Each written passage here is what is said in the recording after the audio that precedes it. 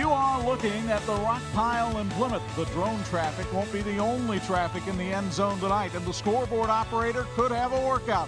Number 3 Concord has come calling on the 8th-ranked Plymouth Rockies, and that's the 46 game of the week. How you doing, everybody? Between the Hall of Famers, Bob Daigle and Bo Hunt, it's Chuck Freeby. Great to have you with us for what should be an exciting night of football in the Northern Lakes Conference. The Concord Minutemen, Bob, are 6-0 on the year. They come in here unblemished in the NLC with an offense that gets a lot of attention, but Craig Kaler really likes the way his defense has become a turnover machine. Well, we were just talking to John Barrett a moment ago. He said their defense is stingy and so is their offense. They don't give up the ball there either. So this is a game where I think somebody's going to have to win. And obviously that's an oversimplification, but I don't think somebody's going to lose this game tonight. You're going to have to go out and take it. Concord's got a veteran quarterback in Ethan Kane who's outstanding. Quality running backs. They got a couple big difference makers. They got some wide receivers. They got a great kicker. Could come down to that. Well, I asked Craig Kaler just how good his team is. We'll find out tonight. Our schedule's backloaded. You know, we got obviously this group tonight, and then we finish with 2 more tough ones. You know, we've had some nice. The Northwood win was a really nice win, and the thing that's positive was we have progressed every week. We've gotten a little better in some of our areas that we needed to, but there's no question tonight will be a different animal, and it's gonna take a heck of an effort. Plymouth lost on opening night. They haven't since, and all the fireworks weren't used up at the Blueberry Festival. They use a lot of them on offense, too. They certainly do, and they've got a veteran quarterback. Didn't I just say that a minute ago? But Joe Barron is a veteran quarterback, knows the system. Obviously, his dad's been the head coach here. He's not just a 4-year guy. He's a guy that's been around. You know, one of the Rugrats that was running around here when he was 5, 6, 7 years old. And they've got Ivan Winkle, who's an outstanding running back and tough kid. They might even have a couple guys back from the injured list tonight that could help out. But they've also got some really good wide receivers. And they got a young man named Rundle who's just been terrific and a difference maker for them. And I talked to John Barron about this series that they have with Concord. They both expected to be here and for a game like this to mean so much. Well, you know, you don't have to say much to our guys. They know that this week is Concord week, and they know that they're really good, besides their record. I mean, you just put on the tape and watch them play. They're well coached. They fly around. They're stingy on defense. They're stingy on offense. You know, Ethan hasn't thrown any interceptions yet this year, and I think they've given up like less than 40 points. So that's obviously Coach Kaler. I mean, he does a great job. Just turn on the film and watch their stance and how they tackle. They're very well coached. Bo Hunt working the sidelines tonight. Won't have to worry about carrying around a lightning rod with him this evening either. We talk about these two teams, Bo, and we talk about the talent. But in talking to both coaches during the week, they talked all about the chemistry on a team. How underrated is that for fans? Well, I think that's one of the biggest factors in forming a team and having a successful season. I mean, you can look in professional baseball. Mike Trout, one of the best baseball players, arguably the best, their teams never make the playoffs because they don't have that chemistry. They don't have people working together, and especially in football. 11 guys on offense, 11 guys on defense. You have to work together as a team, and you have to have that chemistry. You have to be able to trust your brother across from you. You have to be able to trust your brother behind you at linebacker, whatever it is. Trusting, having that chemistry is a huge factor in developing a championship quality team. For 11 consecutive years, this game decided the Northern Lakes Conference title. Well, they're back. The Rockies and the Minutemen play for the NLC lead, and the Papa John's pregame show and Jordan Automotive Keys to Win come your way next on the 46 game of the week.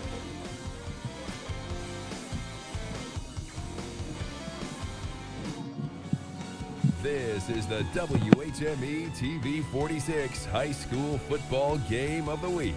Brought to you by South Bend Orthopedics, Teachers Credit Union, Bill's Heating, Jordan Automotive Group, IU South Bend, Electrical Workers Local 153, Crown Trophy, Imagineering Finishing Technologies, and the IHSAA.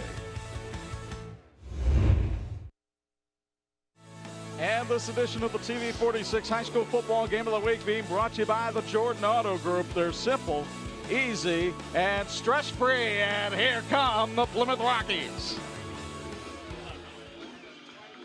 And on the other side, the Concord Minutemen make their way in, carrying the Jolly Roger.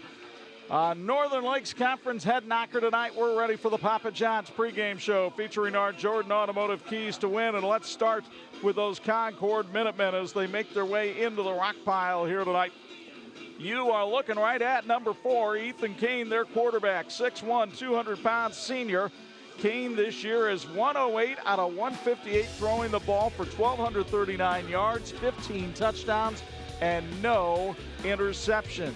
And he gets a lot of help from Carter Neveraski, a 5'11", 180-pound senior who has 41 receptions for 372 yards. He's also the leading rusher at over 5 yards a carry.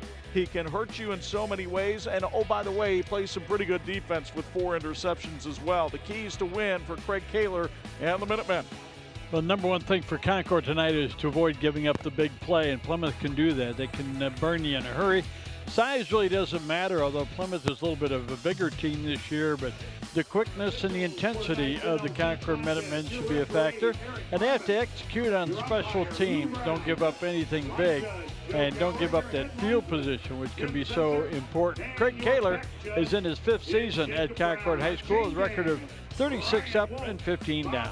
As the homecoming crowd gets down with all kinds of costumes in the stands and the teams come to the center of the field for the ceremonial coin toss, we take a look at Plymouth's key players, and we'll start with their quarterback, Joe Barron, 6 feet and a senior, 2nd in the state of Indiana in passing yards. Barron has thrown for 18 touchdowns and 3 interceptions. Meanwhile, Seth Rundle, a talented senior wideout, has 34 catches for 476 yards and 5 interceptions. But like Neveraski on the Concord team, he can also hurt you with his defense. The keys to win for John Barron of the Rockies. Well, they got to win the turnover battle, and a good chance of winning that is going to have to come down to not giving up the ball themselves, because Concord does not turn it over. Don't let them play keep away. They need to be able to stop Concord, give up the ball, and get the possession themselves. And then they got to be ready to play 48 minutes with 0 letdowns. All you got to do is give Concord a little bit of an opening, and they can take advantage of it. John Barron knows that. He's in his 16th season as the head coach here at Plymouth with a record of 120 wins and 52 losses. These two teams know each other very well. The series dates back to 1964. Plymouth leads at 31-23-2, including a 4-point win at Jake Field in Dunlap last year. Meanwhile, the weather tonight, picture perfect for October. This is what you think football is going to be played in. 56 degrees, a gentle zephyr out of the northeast at 9 miles an hour, and there's not a chance that we get a drop of rain here in Marshall County tonight. Well, it's a wonderful, wonderful scene here with the artificial turf here at Plymouth. They made such a great commitment to the young people with the new stadium, and it's just an absolutely wonderful night. A lot of fans are late arriving because they're over there enjoying the good food at the concession stand here at Plymouth High School. And a lot of parents here. They honored some of the scholar athletes before the ball game, which was really nice. And so we're ready to go with an exciting ball game and two teams that are very focused on the goal that they had at the beginning of the season. It's nice that they still got that within reach, and that is the Northern Lakes Conference Championship. So whoever wins here tonight has the inside track. It won't be over for a couple more weeks, but this is a game that really looks like the matchup for the title, so we're excited to be here as well. And just as Chuck said, the weather is absolutely perfect. It's a wonderful night for high school sports, especially after last Friday night, which had a little bit of lightning, a little bit of rain, a little bit of storms in the area. But the lightning rod that Chuck Freeby had with him last week, he left it behind tonight. We won't need it, but we will need Chuck to call the action. Here to call the play-by-play action of tonight's game, our Family Broadcasting Corporation Sports Director, Chuck Freeby. That'll do it for our Papa John's of Plymouth pregame show. We get you ready for the first quarter. And our first quarter brought to us by Bennett Truck Transport. As you take a look at Ariel De La Paz, a two-sport athlete. He is also a member of the soccer team. He'll do the kicking. Plymouth won the toss and elected to receive. Joe Stiers and Ivan Winkle are the deep men. Toe meets leather, and we're underway at the rock pile. Winkle from his own 2. Winkle tried to get to the outside, now circles back. He's elusive. somehow all the way out to the 27-yard line, a return that took 12 seconds. 25 yards in 12 seconds, but he went as much sideways as he did forward and back. So Joe Barron leads the Plymouth Rockies out at quarterback. Barron completing 59% of his passes so far this season for 1,685 yards. That total is the second best among high schoolers in the state of Indiana. He'll have Winkle to his left in the backfield and 3 receivers off to his right. Concord with only 6 in the box. Barron scrambles. He doesn't do that a lot, and Joe Barron up to the 30-yard line. A pickup of 3 on the play. The stop made by Colton Barton. Barron looked like he was going to be buried at the 30, but got forward to 35. So here is the Plymouth offense with Barron and Winkle in the backfield. Rundle, Schremeyer, Reichert, and Stiers the receivers. A big offensive line with the Himes cousins, Andrew and Kendall at the tackles. Pickup of 8 on the play for Barron. It's 2nd and 2. This is Ivan Winkle off the right side. He's got a seam and he tripped at the 45, or he might have gone the distance. As it is, he gets a first down, sponsored by Michiana Contracting at the Plymouth 49. You'll get another look courtesy of South Bend Orthopedics, and that big offensive line of Plymouth asserting itself right away, Bob. They really did, and the quickness inside with Winkle is really special. And so when he gets a little seam, all of a sudden he can explode through there. And made a nice carry that time. By the way, that Plymouth starting lineup sponsored by the Plymouth High School Athletic Department as Barron fires a little sinker out there. He was trying to get it to Garrett Schremeyer, but it comes up short. It'll be 2nd and 10 and gives us a chance to meet the Concord defense. Along the front line, Jendarian Greer has had a great year with 7.5 sacks. Among the linebackers, Spencer Arnold, the leading tackler on the squad. And in the secondary, you've got an all Northern Lakes Conference safety, and Romella Moon, but Carter Neveraski with 4 interceptions so far this year. 2nd and 10. Barron wants to throw. Out in the flat, there's Winkle. In pursuit and making the stop at the 44-yard line. They'll spot it actually at the 43. A pickup of 8 on the play as Zavin Koltukian, the 6'4 sophomore, comes over and shows some strength in those hands, holding on to Winkle as he went by. Did he ever? And I tell you what, you have to. He can turn that into a big gainer. As it is, 8 yards on the completion. 3rd down and 2. Plymouth certainly in 4-down territory. They won't need it as Winkle crashes forward for the first down at the 40-yard line. So Ivan Winkle gets another first down, sponsored by Michiana Contracting. You may recall Winkle was our player of the game 3 weeks ago when we had the Rockies win over Northridge. It'll be 1st and 10, Rockies. Quality running back. He expects to see the ball maybe 20, 22 times in the ball game. The Concord defense has been very solid this year, averaging only 10 points a game for their opponents. But Plymouth has been moving the football well on this opening drive, and now they'll pitch it out wide to Seth Rundle, and look at him go. Rundle down the sidelines. Rundle, touchdown, Plymouth. 40 yards to pay dirt for Seth Rundle. He was probably the one player that Craig Kaler was the most scared of coming into this game, and you can see why right there as you'll get another look from SBO. 40 yards on the carry and great blocking at the point of attack. And then he makes a great run here and really accelerates. They had a little bit of an angle on him, but they couldn't cut him off. Beautiful kick-out block by the receiver on the near side to help spring him. So Adrian Cardone is on to try the extra point. The snap is bobbled, but the kick is up, and it is good. And with 9:48 to go in the first quarter, the Plymouth Rockies have caused Rocky Top to be played once again here in Marshall County.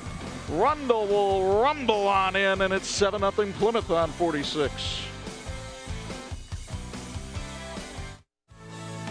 This edition of the 46 Game of the Week brought to you in part by Intera Credit Union, because they live here too.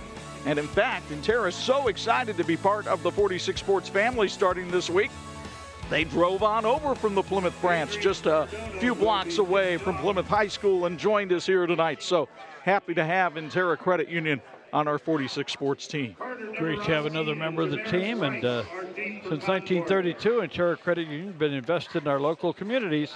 Join in at interascu.com. So Jamiris Rice and Carter Neveraski are the deep men for the Concord Minutemen. And the squib kick bounces around, and Rice still doesn't have it. Finally does at the 13, and he'll try to circle around. Rice only able to work his way back to the 18-yard line. So good special teams play that time by Plymouth. Will give Concord some poor field position to start with. Exactly what you're hoping for with a squib kick like that. And it looked like it was going to take a pretty good bounce, but then it got on the ground again, and time they wrapped it up and got it headed upfield, not much room to run. They got it out to about the 17, 18-yard line. There you see the senior Ethan Kane, 108 of 158 passing this year for 1239 and 15 touchdowns. He's got an uncovered receiver in the slot at the bottom of your screen. Kane looks that way and throws to Amarian Moore, and Moore breaks a tackle and goes all the way up to the 29-yard line for a Concord first down. For Amarian Moore, that's his 21st catch of the year as you meet the Minuteman offense. Kane with Neveraski his favorite target, but Moore, Darcy, they get a lot of balls thrown their way as well. The offensive line, a work in progress. Drew Smeltzer was the only returning starter from a year ago. Kane accurate on his first throw of the game. Let's see how he does here on the second play for Concord, already trailing 7-0. Again, another throw in the flat. Neveraski stopped by Rundle and a host of Plymouth defense at the 31-yard line. Only a pickup of 2 on the play as Neveraski makes his 42nd catch of the year. And we meet the Plymouth defense, brought to us by the Plymouth High School Athletic Department. On the front line, Isaac Navahar is having a fine year at defensive end. Among the linebackers, look at Nick Kraft, the top tackler on the team. And in that secondary, we highlight Seth Rundle. He scored the touchdown. He also has a pair of interceptions. It's 2nd and 8.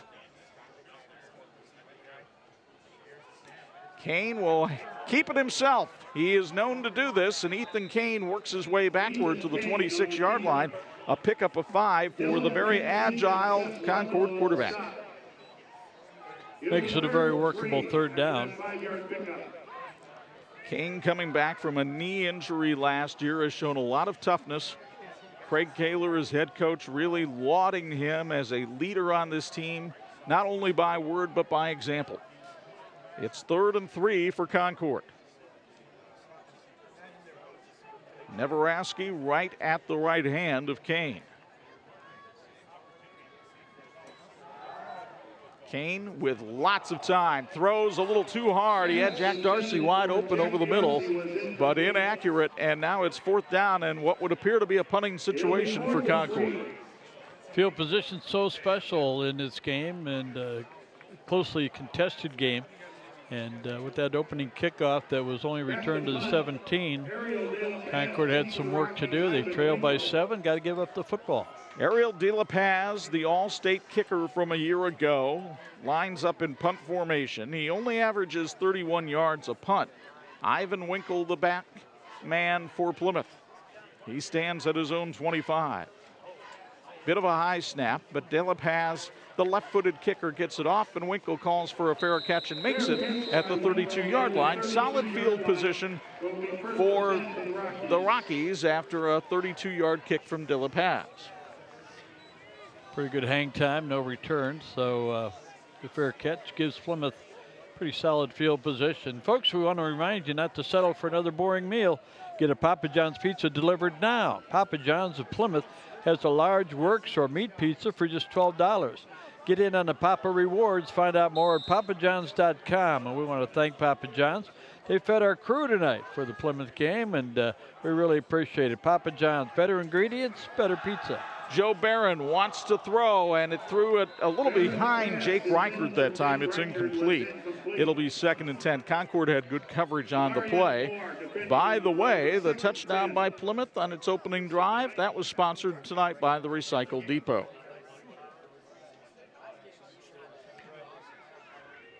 Second and 10 for the Rockies, who already lead it 7-0.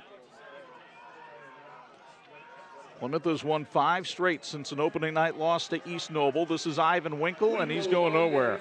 Concord's defense sniffed that out beautifully that time, as again, Zavan Koltukian, a 6'4 sophomore, comes in and makes his 7th tackle behind the line of scrimmage this year. This is a 3-sport athlete, Bob, and he's got some range and quickness. Well, he got some pretty good stopping power right there. Winkle loses 2 yards on that carry. And Concord getting what they wanted, and that's to force a big 3rd down and right away before Plymouth changes the field position. 3rd and 12, and Barron looks to throw. He's got a man open. What a grab! But it's out of bounds. It looked like Amarian Moon had an interception off the hands of Jake Reichert. Instead, the ball ruled to be out of bounds, and Plymouth will have to punt it. Here's another look from SBO, and Moon just couldn't get the puppies down that time. Joe Barron back to punt for the Rockies. Carter Nebraska deep. That was just 1 out of 4 so far passing tonight for Joe Barron. There is a little bit of a wind down there, which should subside as evening goes along. The flag not moving a whole lot right now, but maybe just a little bit colder air is having an effect. So Joe Barron, the quarterback, is also the punter for this Plymouth team. 38.6 yards a boot. Neveraski back deep to return. And he'll ask for the fair catch and make it at the 38-yard line. So Concord will start its 2nd possession of the game, a little more than midway through the 1st quarter, trying to get back in this one trailing 7-zip. Another good punt with a fair catch, no return. Tonight's game sponsored by Bennett Truck Transport. Congratulations, Concord, on a great start to the season, and keep up the solid work into the postseason. Bennett Truck Transport is now bringing on new drivers for their Elkhart office. Visit BennettIG.com and click Drive for Bennett. Interesting that we've seen Plymouth several times leave a slot receiver apparently uncovered. Let's see if Kane goes for him. He's looking. He had Jack Darcy open. Now he's scrambling, and Kane will heave it down the field. He's got a man out there, and the catch is made. But by whom? Ivan Winkle or the Concord receiver? They're going to give it to Concord. It looks like Braden Taylor is credited with the catch at the 25-yard line. And you'll get another look on the SBO replay. It's good for 36 yards and a Concord 1st down. Watch Taylor and Winkle go up, and Taylor had both hands around it. Winkle was just hanging on. 1st and 10. Winkle depending on the play. Tie goes to the receiver most of the time. A lot of improvisation by Ethan Kane that time. Now he'll throw out in the flat, and he's got his man. That's Logan Whitmer, but it's incomplete. Whitmer couldn't hang on. It'll be 2nd and 10. 2nd and 10, and as you may have noticed, both teams like to throw the ball just a little bit. They do. More than what we're used to seeing in high school football. Good effort by Kane to buy that extra time that allowed him to get in a position to throw that ball. He underthrew it a little bit as it was, but it was enough for a big 1st down. 2nd and 10 from the 25. Plymouth showing blitzers. Here they come. Kane throws over his head and out to Carter Neveraski. And Neveraski very close to the 1st down marker as he goes out of bounds at the 16 after a 9-yard catch. Neveraski, one of the state's top receivers, doesn't get a lot of deep balls, but he gets a lot like this, Bob. Pickup of 9 on the play. It'll be 3rd and 1. Right over the head of the blitzing linebacker, Nick Kraft, who came back to make the tackle on the play.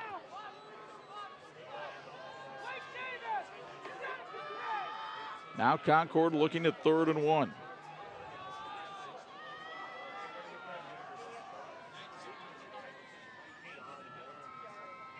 Kane with a long count.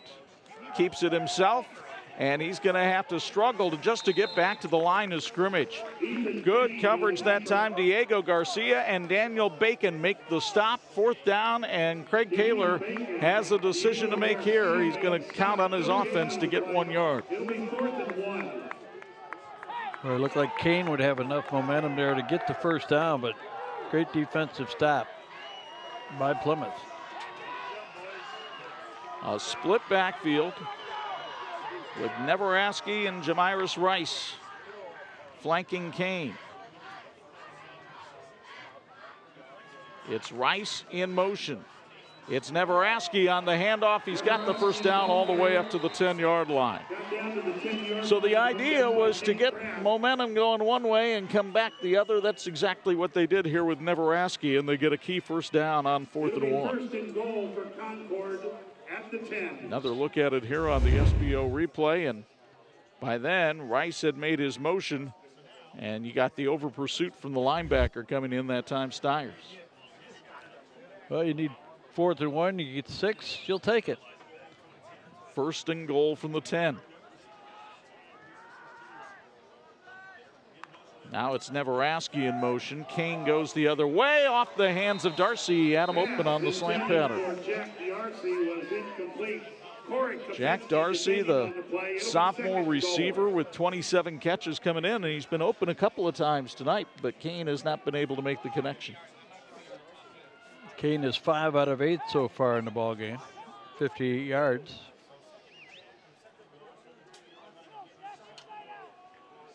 Again, 2 receivers as you see the wide angle look there. Kane putting Neveraski in motion again. This time Kane on a design quarterback draw can only get a couple of yards before he's brought down by Nick Kraft. Kraft, a member of the National Honor Society and a 3-sport athlete here at Plymouth, showing some of his athleticism there. You'll meet him at halftime. He's one of our TCU Student Athletes of the Week. McDonald Physical Therapy is proud to have Michiana's top physical therapists, known for quality of care and patient focus. Remember McDonald's Physical Therapy when you need to get back in the game. Concord looking at 3rd and goal from the 8.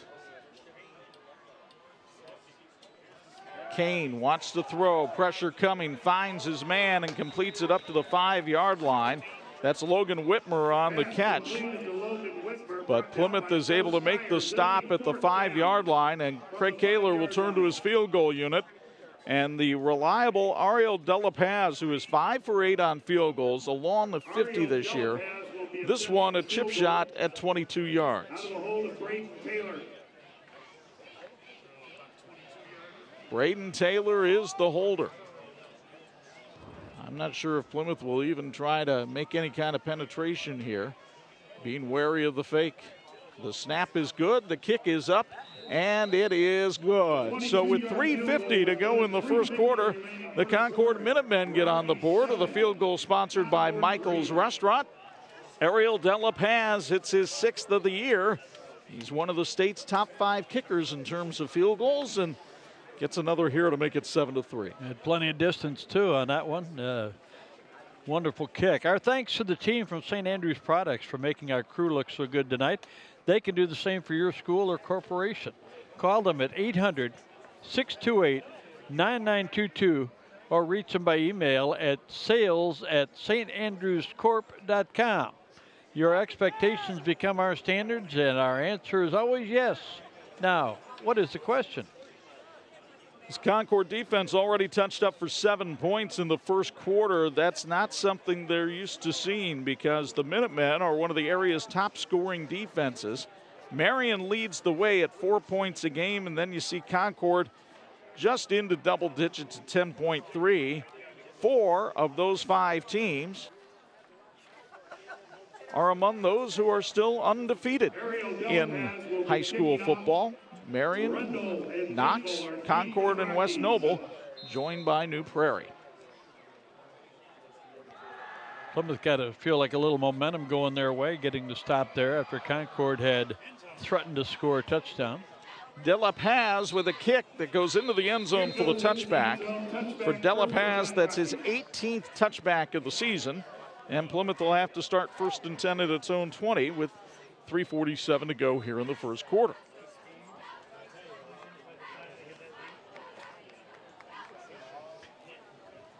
Folks, maybe it's time to visit the Recycle Depot in Marshall County, cleaning out your garage before the leaves fall. Do you have household, chemicals, electronics, or other troublesome trash you can't toss in your bin? Come see us. We can take care of your batteries, light bulbs, tires, and leftover paint.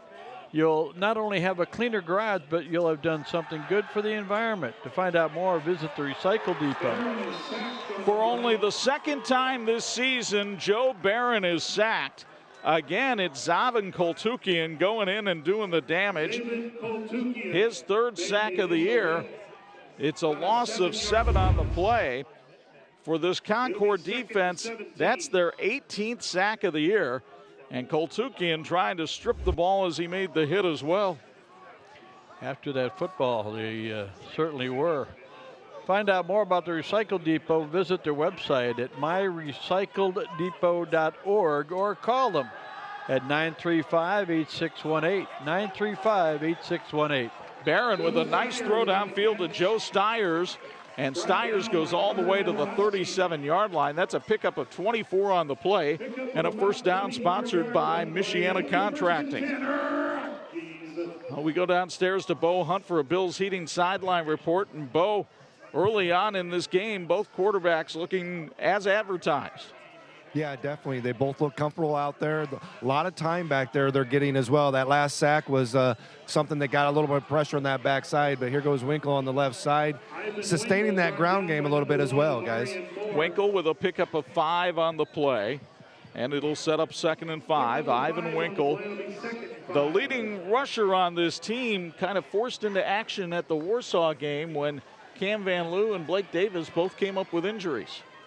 Well, the first time that Ivan Winkle touched the ball as a running back at the Warsaw game, he ran for 80 yards. Great fear speed. Got 11 guys chasing you. Winkle up the middle this time, showing no fear going into the middle of the pile, and he's just short of the first down marker. It'll be 3rd and short. About a pickup of 4 that time for Winkle. Winkle's such a reliable back, too. He gets the maximum every time he carries the ball. The blocking is there. Plymouth has not been that strong on 3rd down this year, only 33% on conversions, but John Barron goes for it a lot on 4th, so it's not a problem. They will convert this 3rd down as Winkle is able to squirt forward for about 3 yards on the carry. Finally brought down that time by Colton Barton. And first down sponsored by Michiana Contracting. Just shy of the midfield stripe. Concord trying to shuffle personnel off the field. Barton just got off in time.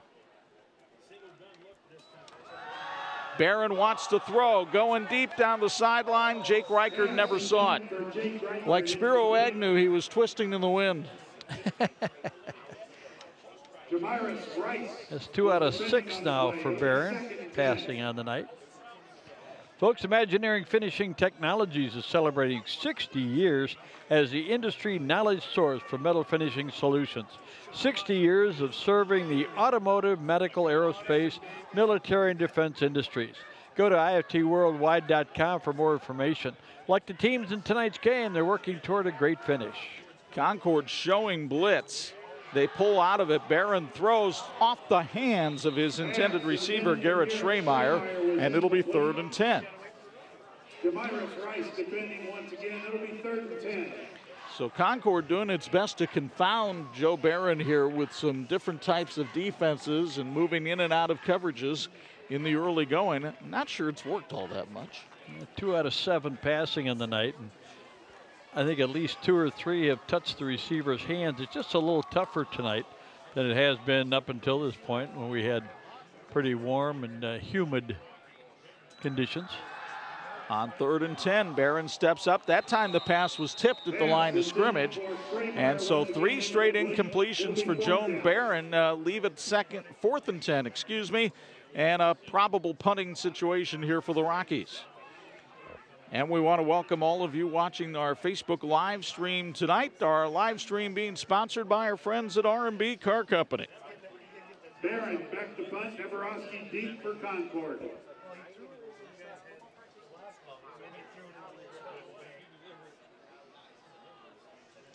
Barron lining up in a shotgun formation, and with the people aligned the way they are on the line of scrimmage, you can never be certain that he's going to actually punt it away. Here he does, though. Carter Neveraski is back deep, but is going to let it roll, and it goes out of bounds at the 11-yard line. A 40-yard kick for Joe Barron. And Concord will have poor field position once again, pinned back at its own 11.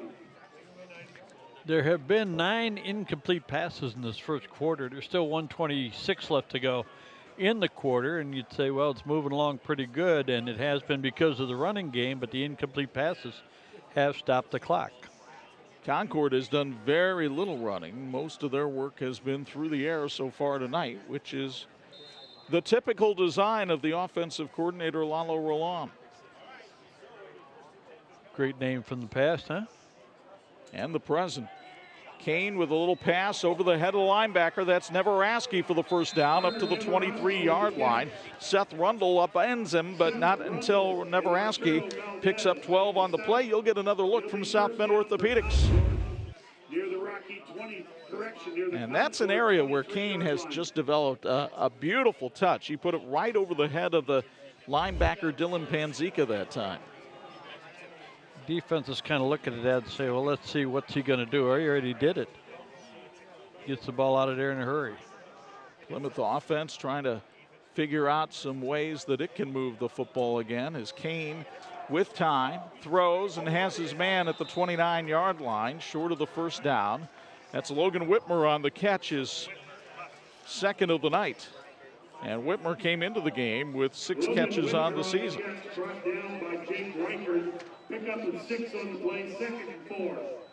Give him 6 on the play, and it'll be 2nd and 4. 7 out of 10, 76 yards passing so far in the ball game for Kane.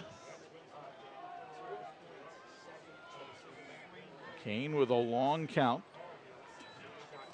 He'll keep it himself on the option, and Kane gets taken out at the 30-yard line. And Blake Davis, getting his first action in a number of weeks, comes up and makes the hit from the linebacker position. Davis has not played since the Kokomo game after suffering an injury. And that's going to do it for the first quarter of play at the Rock Pile in Plymouth. The two teams came out fired up and firing away. Seth Rundle with a touchdown, Ariel De La Paz with a field goal, 7-3 Plymouth on 46. This edition of the TV 46 High School Football Game of the Week being brought to you in part by IU South Bend, fulfilling the promise. We promise you sideline reports and we deliver. Bo Hunt is down there for a Bills Heating sideline report. Your thoughts on the first quarter, Bo? Well, I thought a little bit of it was kind of a little bit of back and forth, filling each other out. Defensively, you guys talked about a little bit of defensive strategy with both sides, kind of throwing some different things at the quarterbacks, making them a little bit different adjustments. With Concord, I think they adjusted by sticking to the short passes, trying to get rid of it early. Plymouth, on the other hand, uncharacteristic, a little bit of Barron, kind of overthrowing a few throws, throwing the ball into the ground on a couple throws, not really on target. I think a lot of that just gripping the ball, being a little nervous out here and trying to do a little bit too much. Just needs to relax a little bit and go at it, guys. 100 yards for Plymouth in the first quarter, 93 for Concord. Fairly even there, fairly even on the scoreboard, 7-3 in favor of the Rockies. Our second quarter tonight being brought to us by our friends at Bennett Truck Transport. Not sure what the discussion going on with the officials is here. I think they've got to try to get the chain set over on the other side. You know, a couple of weeks ago at the Notre Dame game, we saw the chain break on the sideline, and they had a spare set of chains to bring out. I hope that is not the case here as Craig Kaler talks things over with the crew over there on the sideline. I think they're all set and ready to go, partner. Craig has been part of this rivalry now for 17 years, an assistant at Concord from 2002, and then now in his 5th year as the head coach of the Minutemen. Here's Ethan Kane, the quarterback, under pressure. Throws and it's intercepted. That's Blake Davis. Davis, as Ethan Kane throws his first interception of the year, and Plymouth is in business at the 24-yard line. We said turnovers would be huge in this game, and Plymouth forces the first one. Davis pulled off of his man and went into coverage. You think Plymouth is glad to have Davis back in the lineup? I think so. So athletic at 6'3" and 195 pounds, and John Barron was licking his chops knowing that Davis could go back in there tonight. Like to play him on offense and defense, but for right now, they'll take him on defense, playing the defensive end slot. Slid over, made a nice stop there, and got the interception. So 1st and 10 from the 24-yard line. Barron steps up, fires, has his man at the 20, and he's tackled almost immediately. That's Garrett Schremeyer on the grab that time. It'll take it inside the 20. It's a pickup of about 4 on the play for Schremeyer. That's his 26th reception of the year.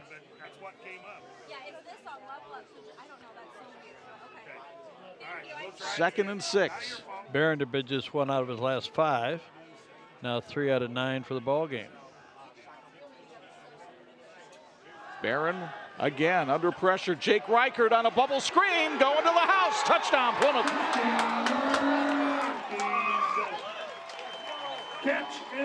His 7th touchdown of the year. Reichert from 19 yards out, and the Rockies lead it 13-3. The touchdown sponsored by the Recycle Depot, and you'll get another look from SBO.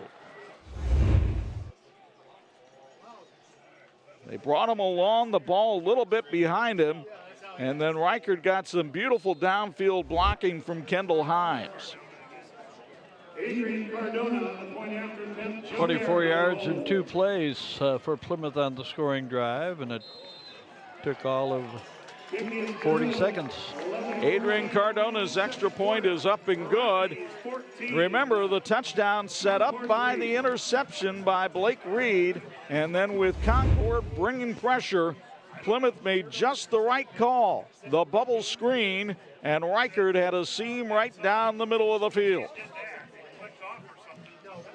Folks, more than 50 years ago, encompassing 3 generations in the construction industry, Michiana Contracting has grown to be one of the most comprehensive contractors in the state of Indiana. They have the resources and the experience to handle project from beginning to end and every aspect in between. Michiana Contracting in Plymouth, Indiana. So 14-3 in favor of Plymouth. This is clearly the biggest deficit that Concord has faced this season. And so now Craig Kaler, who said before the game, we're going to find out just how good we are. Well, the challenge is right there before the Minutemen after Kane throws his first interception of the year. Well, and the good news for Concord is that it's happened early. We've still got 11-14 to go second quarter. Plenty of time to do something about that deficit. I want to remind you, Intera Credit Union promises excellence to you, investments in local communities, and a strong integrity. Join us at intera-c.u.com. In fact, it is the Intera Credit Union scoreboard that you see down at the bottom of your screen as Adrian Cardona kicks another squib kick. Jamiris Rice from his 16. Rice hands it off to Carter Neveraski, and Neveraski could not break through the tackle that time. An excellent open field tackle by Arturo Valdez keeps him from going the distance. You'll get another look from SBO. Still got it out to about the 28-yard line, so not a bad return, but boy, it looked for a second like it could really pop. Valdez came right off to try to strip of the ball and wound up being able to get him right around the knee and keep him from going somewhere. A good, solid play by Arturo Valdez as you look at the energetic and impish John Barron there on the sideline. That's right. Like it. John in his 16th year here at Plymouth. He's won 120 games for the Rockies as their head coach. Ethan Kane, with no one to throw to, scrambles. And now Kane throws and it goes out of bounds. He was looking out there for Braden Taylor. Jack Darcy was also in the area. Good coverage that time by the Plymouth secondary. really gave Kane no place to throw it. Well, and after the interception, looked like Kane wanted to make sure nobody, if his guy didn't catch it, nobody was going to throw a little bit high, a little bit to the out-of-bounds side. Plymouth showing blitzers. And here they come. And a handoff up the middle, right through that blitz. It's Jamirus Rice up to the 41-yard line. A pickup of 13 on the play for Rice, who has had some effectiveness running the ball this year. He had 75 yards rushing against Elkhart Memorial, and he got a pretty good block there to help spring him.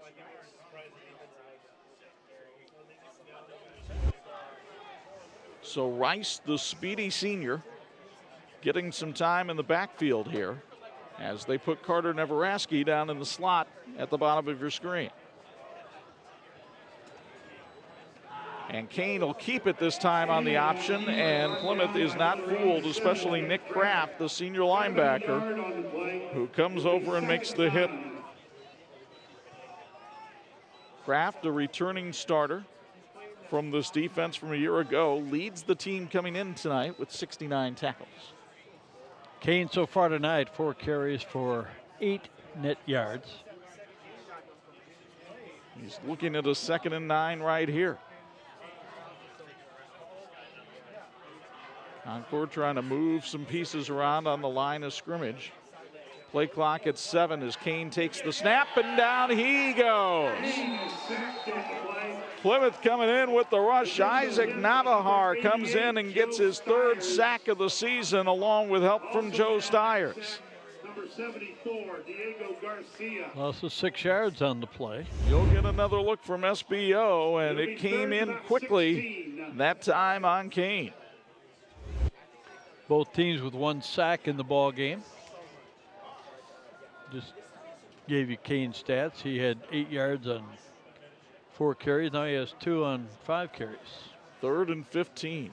Boy, Navajar's so quick off the ball that time. His motor constantly going. Kane in trouble again, but he's got a little more room to run this time. Dancing around, finally gets hit down at the 46-yard line. Good solid tackle by Daniel Bacon, the junior linebacker. And it's well short of the first down, so a punting situation for Concord, already down 14-3. And Ariel Delapaz, who has punted once tonight, will come on to do it again. Ivan Winkle is the deep man standing back at his 17-yard line.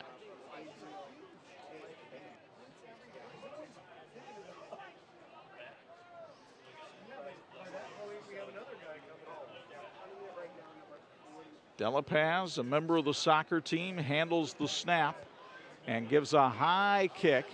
Winkle's going to let it hit.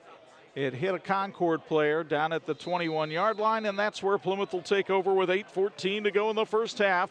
The interception by Reed set up the touchdown by Reichard. It's 14-3 Rockies in the first half on 46. This edition of the TV 46 High School Football Game of the Week is being brought to you by South Bend Orthopedics, the team physicians for the University of Notre Dame since 1947. Right after the punt, Plymouth takes over and runs the football with Ivan Winkle taking it up the field. Grayson Mast made the stop for Concord after a pickup of about 5. They'll set it down at the 28-yard line. It'll be 2nd and 6. 33 yards rushing for Winkle here in the first half. Big carry. Rundo with a 40-yard touchdown run.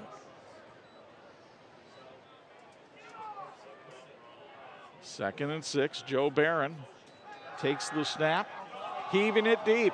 He's got a man out there, but Jake Reichard can't get it, and now a flag comes in late. It'll be on Amarian Moon, perhaps, for pass interference. Reichard and Moon were involved in hand-to-hand combat over there on the other sideline, so let's see as the officials get together. Eric Harmon, the white hat, the official of this crew, signals pass interference, but against Reichard of Plymouth. And crew down in the truck says, yeah, that's the right call. We'll see it again, courtesy of SBO. And watch Reichard right there hold off Moon with one hand and go up for the other. Not kind of a veteran move in a way, trying to create a little bit of space, but officials right there for the call. Got it correct.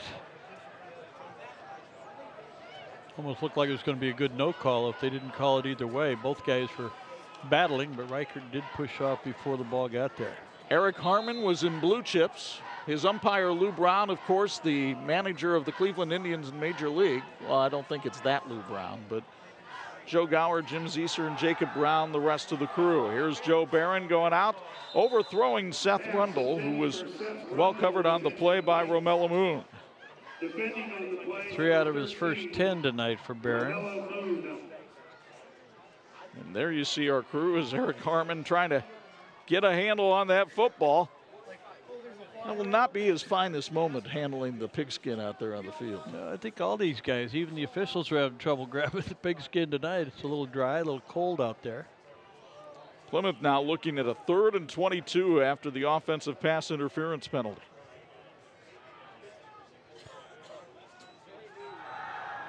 Barron steps up, wants Rundle. He put it on the money, but Rundle didn't get the hands up in time. It's incomplete, 4th down, and certainly a punting situation here for Plymouth. And Concord should get really good field position out of this, as you'll get another look at this pass from Barron. And Bob, the numbers aren't going to be great for Joe Barron in the first half, but a lot of it's not his fault. 3 of 11 so far, and most of his passes have been on the mark. Big punt here for Plymouth. They're going to keep the momentum. You see Carter Neveraski standing back at his own 44-yard line. Neveraski banging off people into Plymouth territory at the 43. So that's a 42-yard punt, but a 13-yard return. And good field position for Concord up at the 43-yard line. Think pyramid equipment for your snowplow needs. Ooh. Yeah, like I said, pyramid equipment. Sales, services, and installations of residential and commercial grade snowplows, parts, and salt spreaders. Pyramid offers military, police, and firemen's discounts. Find us at pyramidequipment.com.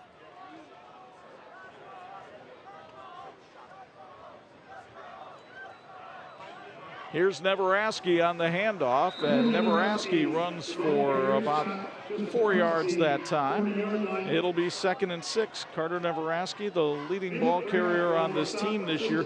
He had to fill in a quarterback last year for Concord when Ethan Kane got hurt, and did a very admirable job. Remember, this is a Concord team that went to the regional last year in Class 5A. Kane fires, and Jack Darcy can't hang on that time. So the first couple of times that Kane and Darcy failed to connect, it was more about Kane missing the target. This time, Darcy just couldn't hang on.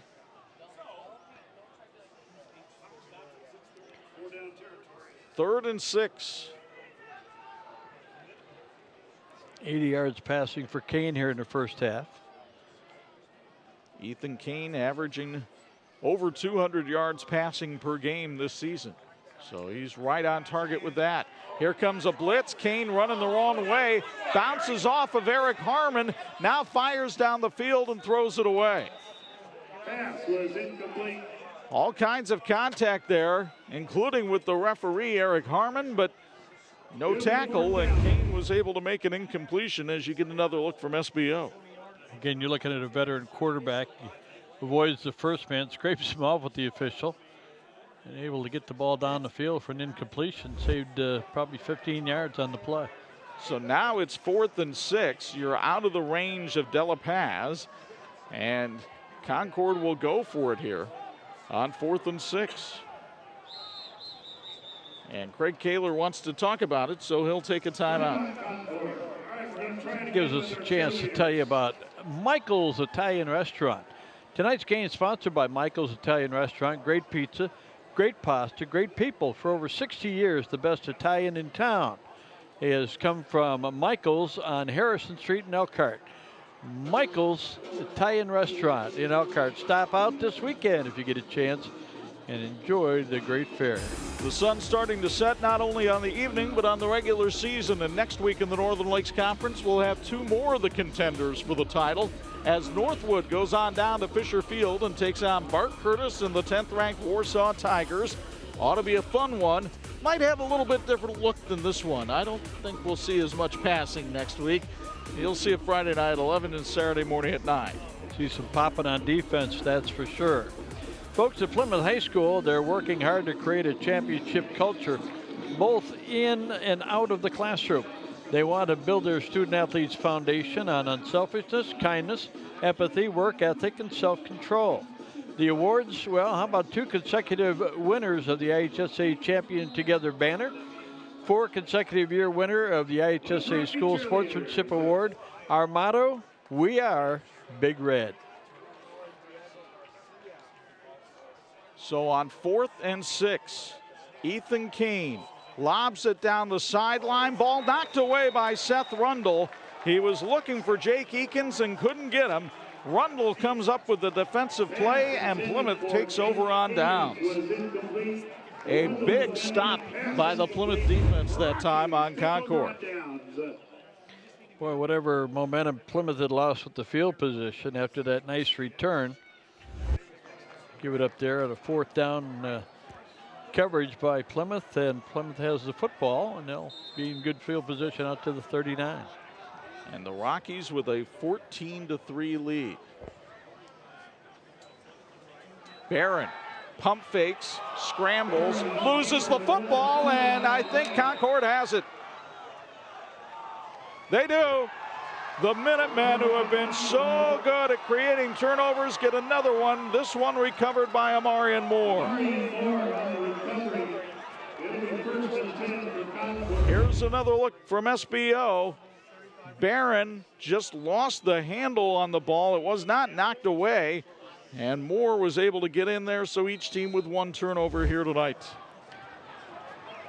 Except for the difference of about 6-7 yards, it's like getting the first down last time for Concord. 1st and 10 from the Rocky 44. Again, Plymouth showing blitz. Neveraski runs right into the teeth of it, and Blake Reed brings him down 2 yards behind the line of scrimmage. It'll be 2nd and 12. Excuse me, Blake Davis, not Blake Reed. That's last year's back. Boy, I'd love to have him too. Lost nearly 2 yards on the play. It'll be 2nd and 12. Neveraski with 4 yards net gain rushing the football tonight. Gives them 24 rushing yards for Concord and 80 yards through the air. Oh, we've got an equipment malfunction for one of the players. I can't tell if it's the chin strap or the mouthpiece on the helmet of Daniel Bacon. As you take a look at John Barron, a graduate of Marion High School and then Butler. He really considers himself a disciple of Bill Lynch, the former Ball State coach, as Bacon gets his equipment repaired. And it's 2nd and 12 here for Concord. Kane throws and completes it to Amarian Moore, but only a yard on the pickup. Seth Rundle with another good hit on defense. Rundle's been a difference maker all season long and certainly doing his part tonight. 3rd down and 11, and this Concord offense, which has been scoring 31.5 points per game so far this season, has been held out of the end zone so far by Plymouth. 3rd and 11. Kane fires. This time Darcy makes the catch up at the 38-yard line. That's still well short of the marker, about 4 yards short. Well, they'll give him a generous spot up to the 37, but still a 4th and 3 as Jack Darcy makes his first grab of the night.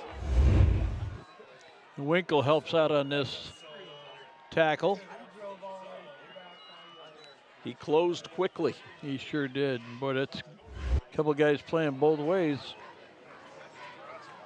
So Concord, which has had the ball in Rocky territory most of the second quarter, just can't seem to get past this barrier. Can they now on 4th and 3? Kane lobs it out there, and it's knocked away by Jake Reichert and incomplete.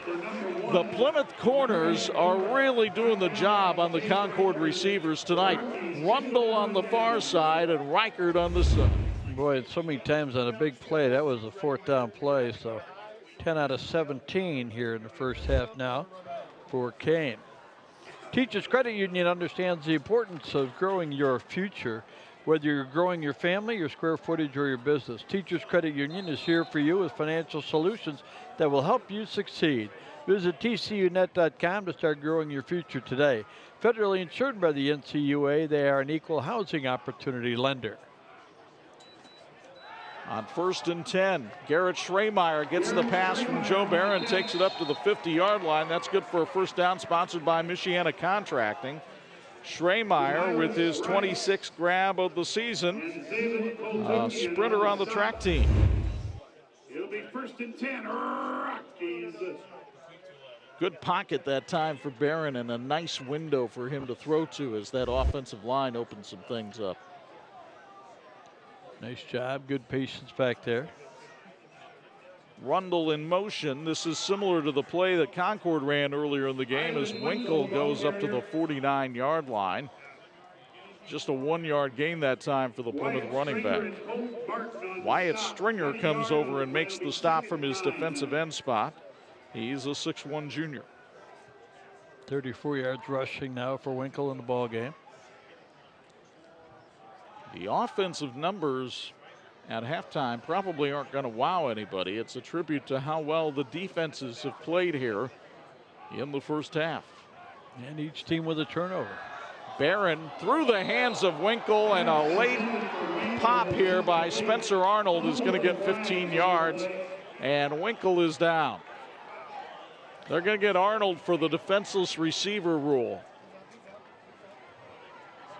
They're trying to put all the pieces back together for Winkle, but boy, he took a shot. The ball was already incomplete, and he got hammered.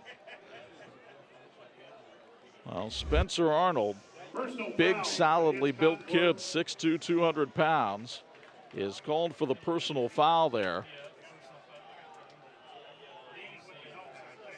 Arnold celebrated his 18th birthday yesterday. A member of the golf team. Typically, you don't see members of the golf team hit quite like that. Well, unless they've got a 3-wood. Yeah, or somebody moves their ball. You got to protect yourself at all times on the golf course. But a wonderful young man. I'm not sure he was aware that the ball was incomplete. He looked like he was scoring up to make a good hit, but Winkle back out on the field. He didn't have injurious intentions. He did have bad intentions. All about intent. So that takes the ball up to the 34-yard line. And they're going to pull Ivan Winkle out of there and put Blake Davis in. I think the official's saying he's got to sit out of play because they stopped the game for what looked like an injury. But he got back in the sidelines. They reinflated him, and he was ready to go. Well, that balloon definitely got popped. It did.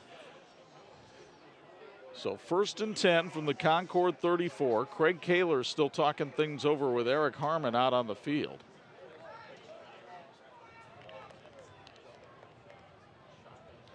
And Eric Harmon gave him a good listening, and back out there, blows the whistle, so let's go. So 1st and 10. Barron in the gun. Hands it off to Blake Davis. And Davis, who started the year as the top running back on this team, takes it up to the 25-yard line. Pickup of 9 on the play, and you can tell there's a little pep in the step of Blake Davis tonight, being back out onto the field. John Barron said he was excited about getting back in there defensive end. He says he's going to carry the ball. He goes, not unless he has to. Well, he had to right there. He did a good job. Looking at a 2nd and 1. Jumbo formation here for Plymouth, but they're going to throw this time. Schremeyer in the end zone, flag thrown. And is it a touchdown? No call made by the side judge. Catch was made by Garrett Schremeyer. Touchdown, Plymouth. Schremeyer with a beautiful grab in the corner of the end zone while being interfered with. And Plymouth goes up 20-3 as you get another look from South Bend Orthopedics. Well thrown ball.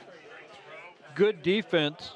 Got to give them credit. They were right there, and there was some contact. But Schremeyer was able to get his foot down after making the catch. Touchdown, Plymouth. He got the right foot down. That's all he needed. And now Adrian Cardona will come on to try the extra point out of the hold of Joe Barron. And Plymouth showing its explosiveness on offense. Craig Kaler said you can't believe how many plays of 15 yards or more these guys get as Cardona misses the extra point to leave it at 20-3. Well, here's another one where they strike quickly. Barron lobs this ball into a perfect place, and look at the concentration by Schremeyer to get the feet down, inbounds for the touchdown. Chuck, after the penalty earlier by Arnold gave Plymouth the first down inside territory of Concord, I was thinking to myself, well, that's going to keep Plymouth in possession of the ball for the rest of the half and prevent Concord from being able to score. What it did is it gave them an opportunity for a touchdown, and they capitalized on it. Bo Hunt, you're down there on that Plymouth sideline right now. Craig Kaler was concerned about the skilled people of Plymouth, and it's the 9s, 11s, and 18s who are doing the damage tonight. Yeah, it's definitely spread out amongst a plethora of running backs and wide receivers, and Barron's able to get the ball up to anybody. He's not playing any favorites out here or anything. All these guys are really going up their ball as well. They're very athletic. They can come down with it. That was a great play in the end zone. Pass interference all over him, but he was still able to come up and get both feet down. What a great play. Is there a big speed difference between these two teams, Bo? I don't necessarily see the definition of a speed difference as in a wide gap, but it definitely looks like there is a little bit of difference on the wide receivers being able to get behind the defensive backs for sure. Well, and the special teams for Plymouth have really executed well tonight. Shamiris Rice stopped at the 11-yard line that time on the kickoff return. And Cardona's doing a great job of squibbing that football you talked about from the opening kick. Really has, and again, the starting positions for Concord tonight, they started from their own 18, and they also started from their own 11-yard line. They one of their best field position starts, they ended up with the fumble, and or rather the interception. Well, yeah, they had two, a fumble and a punt that wound up in Plymouth territory to start with, and they couldn't cash anything in on those. The two best field positions they had inside the Plymouth territory, they weren't able to convert. And now Kane gets plowed down by Diego Garcia, and Plymouth is having it all their own way right now. Garcia with his first sack of the season, and the three-sport athlete, baseball and wrestler. There's a two-point takedown right there. Timeout on the play, Rockies. Second sack of the night for the Rockies. Plymouth will take a timeout here as John Barron tries to preserve some clock, hoping he can get some more points on the board here at the end of the half. Well, you wouldn't mind doing that. There's no question about that. Folks, South Bend Orthopedics reminds you want to get back in the game, do it with South Bend Orthopedics. Team physicians for the University of Notre Dame since 1947. Reminder, Saturdays on Pulse FM mean Big Ten football, and Saturday at noon, a banged-up Purdue squad rolls into State College, Pennsylvania to take on the 10th-ranked team in the land, the Nittany Lions of Penn State. Your home for Big Ten football on the radio in Michiana is Pulse FM 92.1 and 96.9. We'll probably also have that game on 103.1 tomorrow, with IU being off for the weekend. So 2:20 to go, first half. Plymouth trying to cushion a 20-3 lead, and the defense has Concord pinned all the way back to its own 2-yard line, looking at 2nd and 22. Got to be careful here. Kane from his own end zone. Hands it off, Carter Neveraski. And he gets out to the 10-yard line. Neveraski pulled down by Joe Stiers that time, and Neveraski is slow to get up. He could have some sort of a leg injury. He's hobbling. It'll be 3rd and 11 for Concord. Neveraski wants to stay in the game as the Minutemen look at a 3rd and 11. Neveraski's biggest carry right there, yardage-wise. Neveraski, one of the big weapons of this Concord offense, who has been held in check tonight. They could use another weapon, and they've got a couple on the team they just haven't exploited as yet, but I'm sure we'll see some adjustments in that second half. Meanwhile, the blitz comes in. Kane gets rid of it, and it's almost intercepted. Plymouth's defense really taking advantage of this young and inexperienced offensive line of Concord right now, and they're just bringing more than the Minuteman offensive line can handle. They really are. Plus, I think, Chuck, it's probably the first time this season that they've seen that kind of pressure, because we saw Kane throw his first interception of the year, and that one could have been a pick, could have been a pick six if just a little bit lower, but as it turns out, Concord not able to get the first down. They stopped the clock with the incomplete pass, and now with 1:29 to go, Plymouth likely to get the ball in Concord territory. The incomplete pass stopping the clock, so Plymouth didn't have to burn a timeout. De La Paz with a punt that bounces around, picked up by Winkle on the run, and he's brought down at the 31-yard line. So a bit of a daring play by Ivan Winkle, but I think he didn't want to take the chance that that ball might have already hit a teammate. I think you might be right there, partner. Plus, you look at it and see, boy, the coach is going to get on him for doing that. That's what John Barron used to do when he was at Marion and Butler, to look for a ball that was bouncing up high and being let go by the defense, and would take advantage of that. So now it is 1st and 10 from the Concord 30, and Joe Barron wants some more. He's looking for Rundle and has him at the 18-yard line. Rundle with a nifty grab steps out of bounds after picking up the first down, sponsored by Michiana Contracting. It'll be 1st and 10. Rundle came into the game with 34 receptions on the year, and he's had a couple here tonight. Well, with 1:17 to go, plenty of time if Plymouth wants to continue to try to use that clock. 12 yards on that first completion. New Prairie with a 7-0 lead against Penn as they go to the second quarter. Here's Barron, wants to throw for the end zone, and it's dropped by Reichard. Amarion Moore was there with the coverage that time, but Jake Reichard had a shot at hauling that one down, as you'll see here on the SBO replay. One-on-one coverage.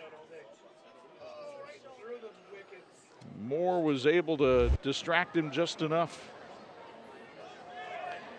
5 out of 15 in the first half, and 2 of them have gone for touchdowns. Some other scores tonight. Mechaniqua leads Tippy Valley 14-3 at the half. Elkhart Central all over South Bend Adams 30-0 in the second. Barron wants to throw, looking for Schremeyer. Touchdown, Plymouth. Garrett Schremeyer with his 3rd touchdown of the season. And the Rockies are turning it into a rout here in the first half.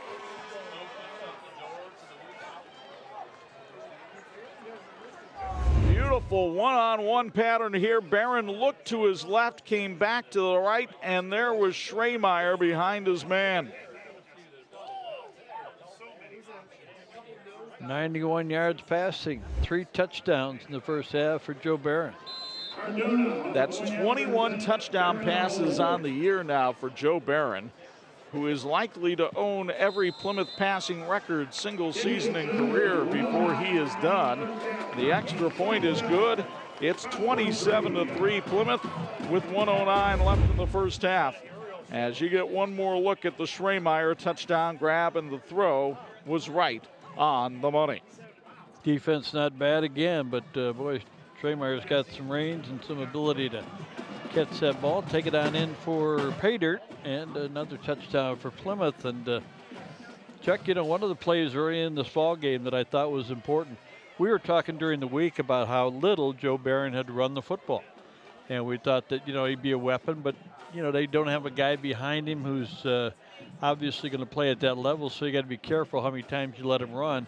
he ran with it in that first possession, and he picked up 8 yards on the first carry of the game. And I'm not sure, I don't think he's run it since then. And but he kind of set a tone for that Concord defense, like, you got to pay attention to me, and maybe bought himself a little more time. Well, running the football is not his game, as that graphic just showed. Throwing the football is. And I believe he is now 1 touchdown pass away from tying the Plymouth all-time career touchdown pass record. Here's a line drive kickoff taken by Jamirus Rice at the 17-yard line. Rice trying to work his way around the right side, takes it on up to the 37-yard line. So Ethan Kane and Concord will have some decent field position here with a timeout, 2 timeouts left, and a minute on the clock. But Concord trailing 27-3, and they've got to be a little bit shell-shocked right here. Well, they always talk about a 2-minute drill. Do you have a 1-minute drill? They're going to need it.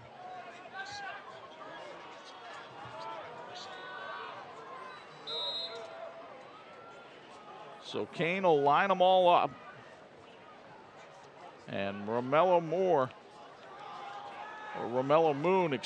in the backfield with him. Kane looking down the field, lobs it out there, and the ball is dropped. Neveraski hit right in the hands that time and couldn't come up with it. It's a well-thrown ball. Well-designed play. Is going to not only pick up plenty of yards for the first down, but also going to stop the clock at midfield. Michigan City with a 7-0 lead on Portage tonight. We can tell you that Wawasee has a 9-7 lead in its contest this evening against Warsaw in the battle for the W Trophy. Here it's 27-3 as Ethan Kane runs.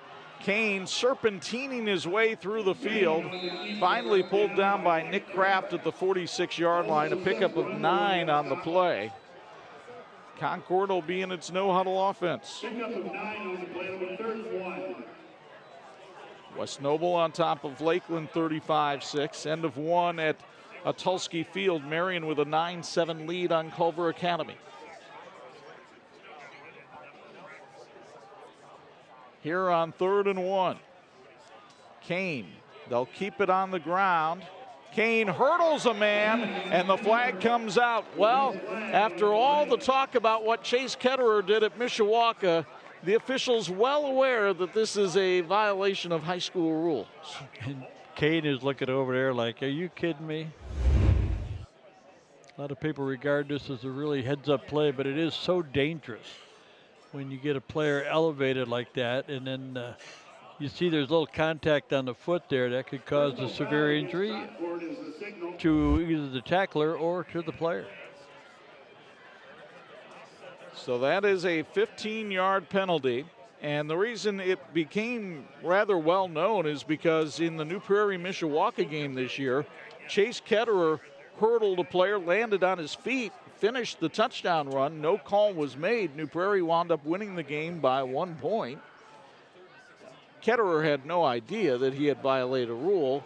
The Mishawaka sideline knew, but I think the officials were so shell-shocked by the play that there was no call. Well, it got a lot of attention, and now when a player does it, it's going to get called. And Concord decides to just let the clock run out here in the first half. So the Plymouth Rockies get to take a 27-3 lead to the locker room at the intermission. John Barron talking things over with his coaching staff before he leaves the field, and then he'll talk things over with Bo Hunt as they get ready for a Bills Heating sideline report. But it should be a happy homecoming here at the Rock Pile. Let's go downstairs. Here's Bo Hunt with John Barron. Hey, John. Quarterback starts out 2 for 7 after Blake interception. Just everything changed at that point. Everybody was in sync.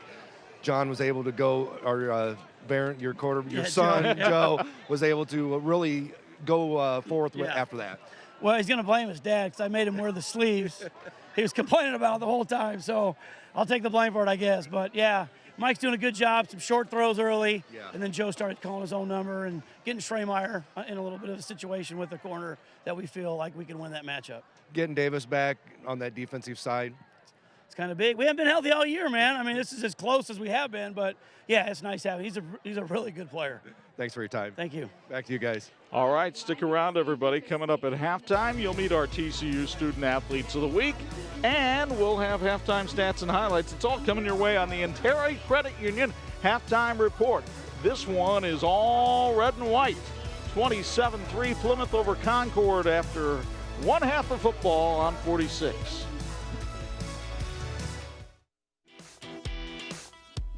And we welcome you back to Plymouth High School. We've got a dandy game going on between Concord and Plymouth. Time to interview our Student Athletes of the Week, brought to you by TCU. TCU reminds you to go online at tcunet.com. Find out how you can become a member today. Well, with us, a couple of fine representatives as always. Nicholas Kraft is with us from Plymouth High School.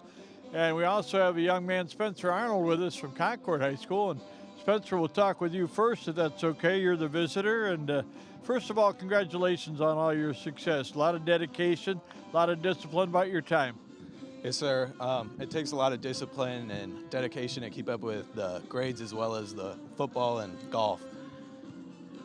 I love the fact that you're a golfer, too, by the way. I always give special recognition to those guys that play two sports, but golf is one of those. It's a team sport, and yet it's a very much an individual sport.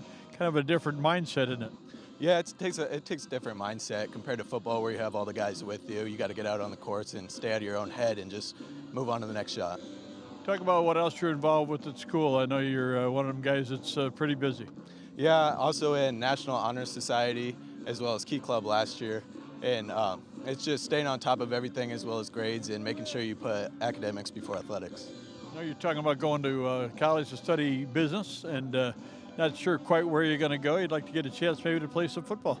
Yeah, I mean, I haven't completely ruled out football yet, but I'm more looking towards just focusing on academics and getting the best degree possible for myself. How about a little shout out for the people that made a difference in your life and had your back? Yeah, definitely my mom and dad. They've always been there for me, making sure I'm on top of my grades as well as being at all my sporting events and just supporting me along the way. Hard to believe it's week 7, isn't it? Yes, sir. It's crazy. It's already here. It's coming so quick. It does when you're a senior. Congratulations on everything you're doing. Thank you. Appreciate it. All right, Spencer Arnold from Concord High School, our Student Athlete of the Week. And with us here is Nicholas Kraft. And Nicholas, if we could want to get into your activities as well here at Plymouth High School. You're involved in football, obviously, but also in track and field. Yeah, so I do 4x1, and I'm also a part of the 100-meter dash. But other than that, I'm part of 4-H, and I'm part of the National Honor Society as well. Probably been a part of 4-H for quite a while. How many years you got in? This will be my 10th year, so. What's your favorite activity? Shooting sports. It's something I really enjoy doing, shotgun primarily. So that's one of the things I'm most involved in 4-H. Great. And your plans for college are pretty definite. You want to go to Purdue, you want to be a Boilermaker, but you also have a pretty good idea what you want to study. I want to major in biology, and then eventually I want to go to medical school.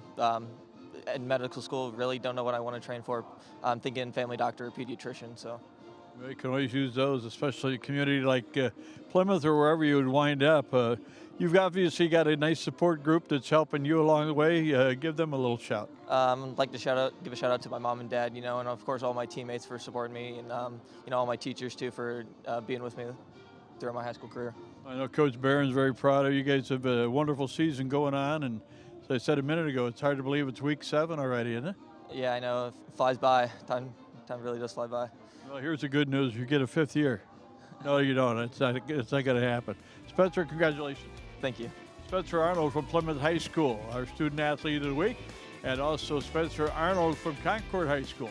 We really appreciate the work that these two young men are doing.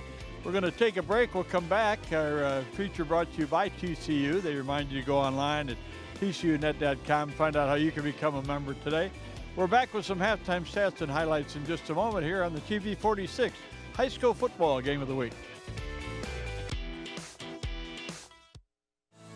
This edition of the TV 46 High School Football Game of the Week being brought to you in part by the Indiana High School Athletic Association, partnering with TV 46 for 30 years. back in Plymouth at the Rock Pile. It's a 27-3 lead for the home team as they have celebrated homecoming here at halftime. Chuck Freeby and Bob Nagel high above the fray. Neither one of us named the king tonight, but tell you what, the Rockies have plenty of kings out there on the field, and they've outmaneuvered the Minutemen. I would think that by the time people are watching up to halftime of this game, especially people in the Northern Lakes Conference, going to be a little surprised that this is as one-sided as it has been. Both teams have a turnover, but Plymouth time of possession has been very well used. They've only had it for 9 minutes, but they've been able to put 27 points on the board. Defense came up with a big interception that resulted in a short field touchdown. They're doing just about everything right, and Concord hasn't been able to get on track offensively. They got to have a couple more weapons in that attack in the second half.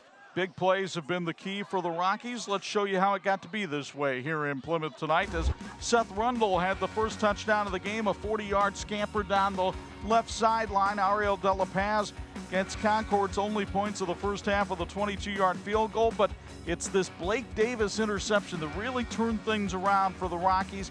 Joe Barron hitting Jake Reichert on the bubble screen. He takes it 19 yards for the score.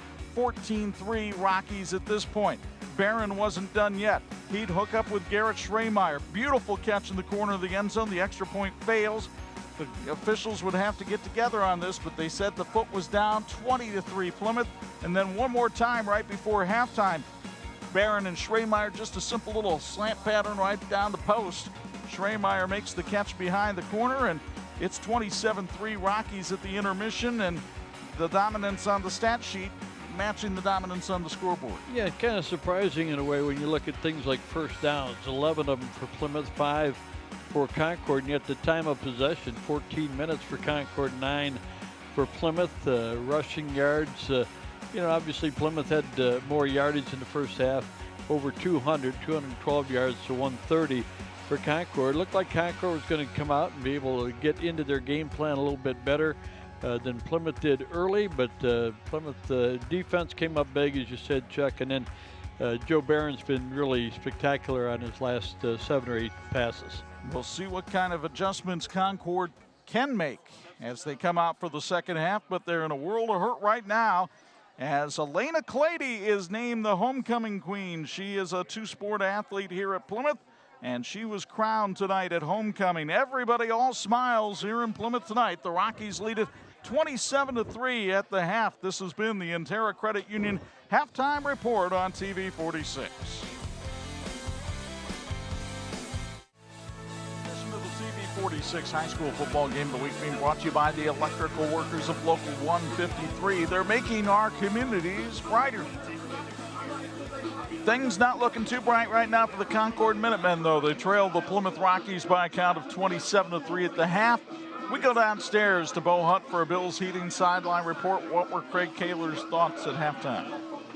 Well, I got a chance to talk to Craig as he was briskly walking back on the field. And, I talked to him, they didn't play too bad, but they had a lot of drop balls, a few overthrows, things like that. And he goes, yeah, you're exactly right. We got too much pressure on us. We had guys dropping balls. We had balls overthrown. We had guys wide open. Should have had a couple touchdowns. And you go back to the defense. They're not making an adjustment. He goes, actually, we didn't play very well at all. And I asked him, is this a gut check time? And he goes, you better believe it. He goes, we could easily lose this game by 50 points if we don't have a real gut check right now. He's right. They're in trouble, down 24. They will get the ball to start the second half as Plymouth gets ready to kick it off. Adrian Cardona will be. Adrian Cardona does the booting for the Rockies. Our third quarter being brought to us by Bennett Truck Transport. Carter Neveraski and Jamiris Rice are back deep. The winner gets first place in the Northern Lakes Conference. And right now, that's Plymouth's to lose. And the whistles blow before Cardona can put the boot to it. Not sure exactly what the problem was. Thanks once again to our new sponsor, Intera Credit Union offers high-efficiency technology banking. Join in at Intera cu.com. So the officials get the ball back to the tee. Did you say tee, partner? Yes. Is that anything to do with golf? Well, I know you're anxious. We gotta get that foot healed first, That's right. and then That's right. get you back out on the course for 2020. All right, Cardona is ready. So are we. We have been. Here's the second half. Neveraski moves over and gets it at the 15-yard line.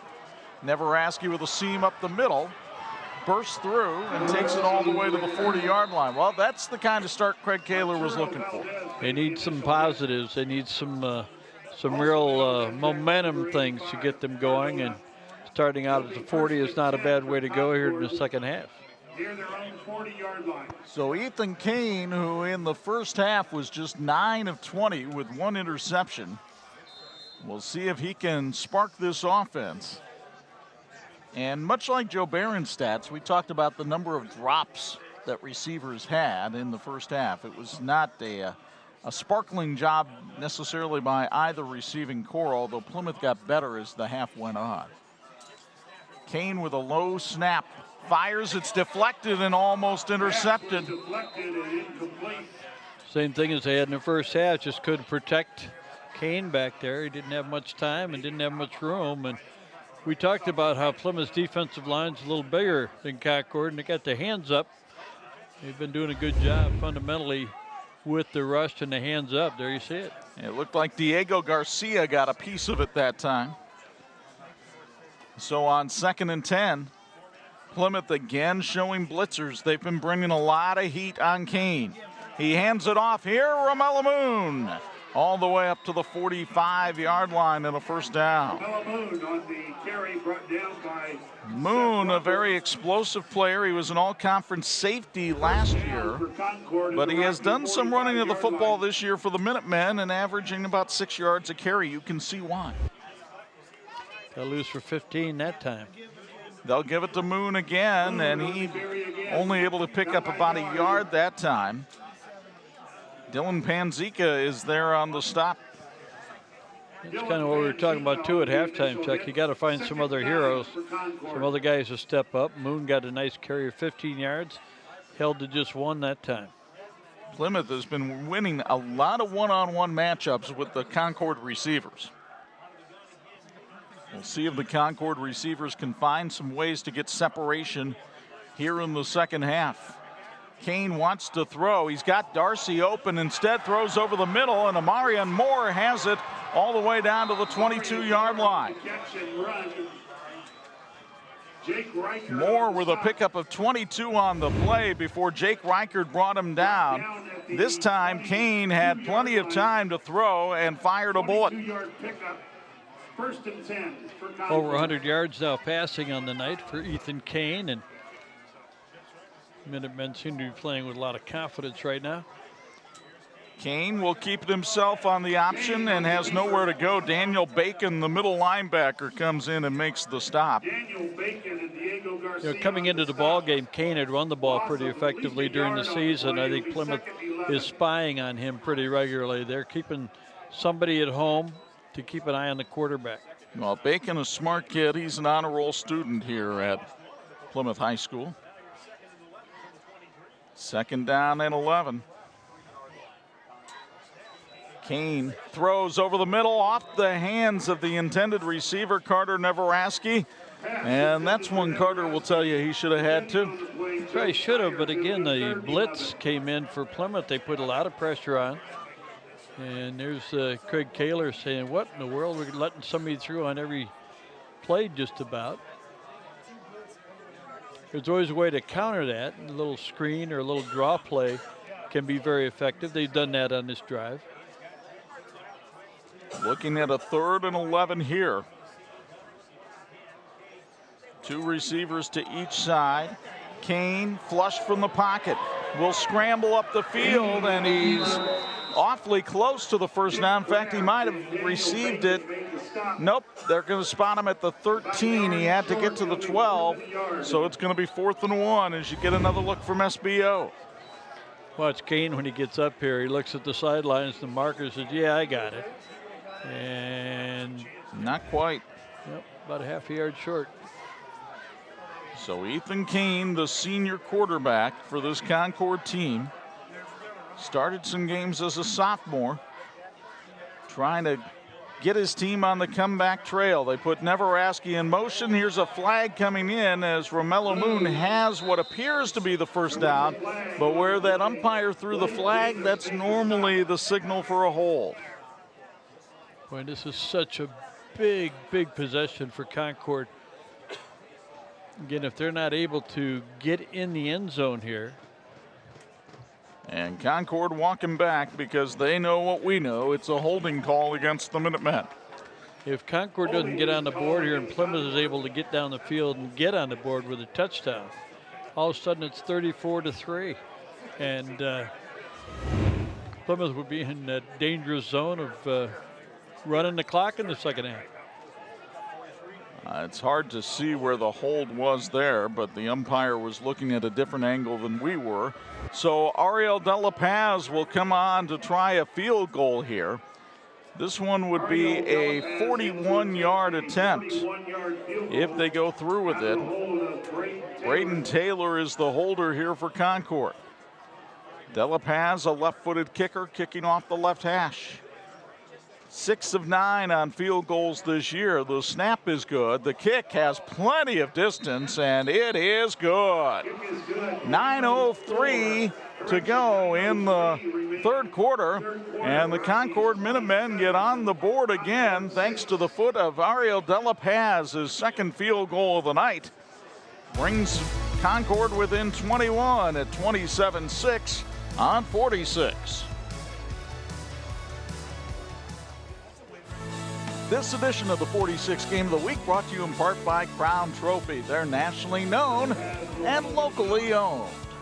Hey, I want to thank the folks from Papa John's Pizza in Plymouth once again for feeding our production crew tonight.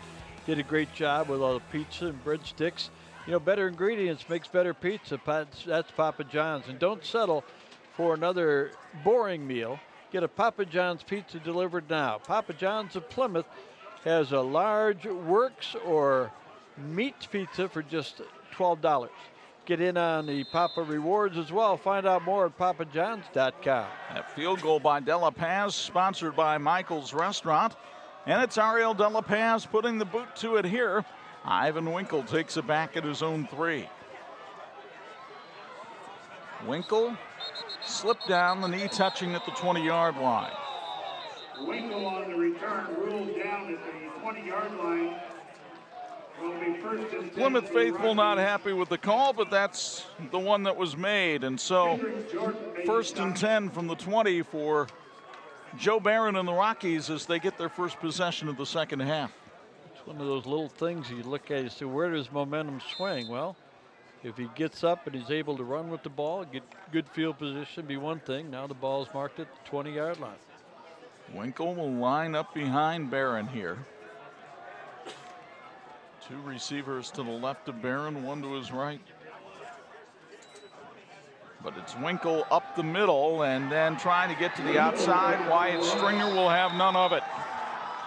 Stringer, the defensive end and a high jumper on the track team, comes up with the hit there in the backfield for a loss of a yard.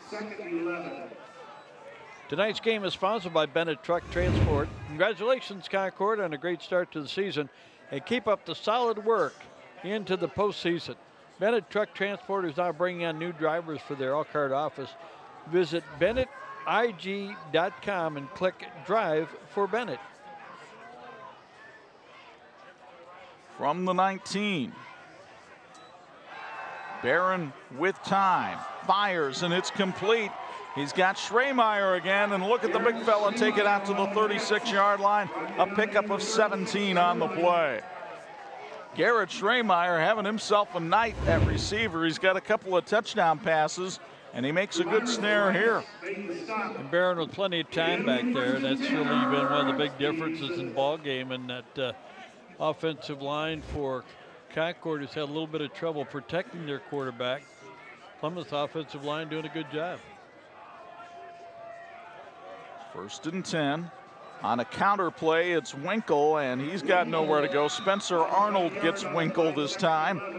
Arnold for a 1-yard loss there. Spencer Arnold started his career at the IMG Academy in Bradenton, Florida, then wound up coming back here after he had an elbow injury that made him realize probably wasn't going to play a whole lot at IMG.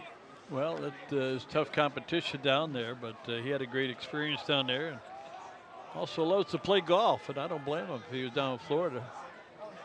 2nd and 11.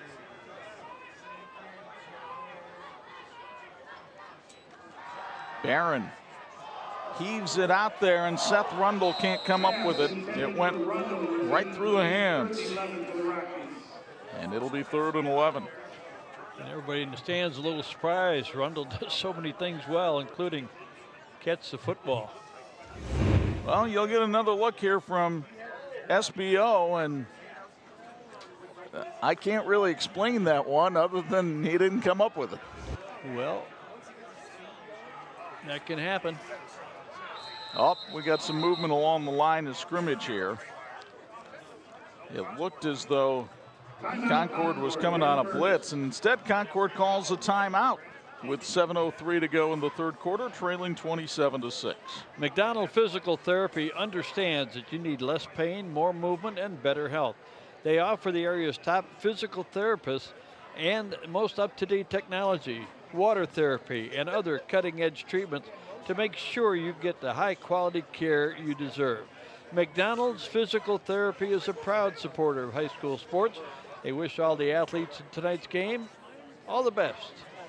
Now, the reason that Concord calls a timeout is the strange formation that Plymouth came out in. They had 3 people to the left, 3 to the right, but they do have 7 on the line of scrimmage and 4 in the backfield there. Concord just wasn't sure what they were looking at, so Craig Kaler wisely uses a timeout to talk about things. Well, we talked about how important it was for Concord to get on the board. They did it with a field goal there. If they could get a stop, get back on the board again, they'd be in the contest.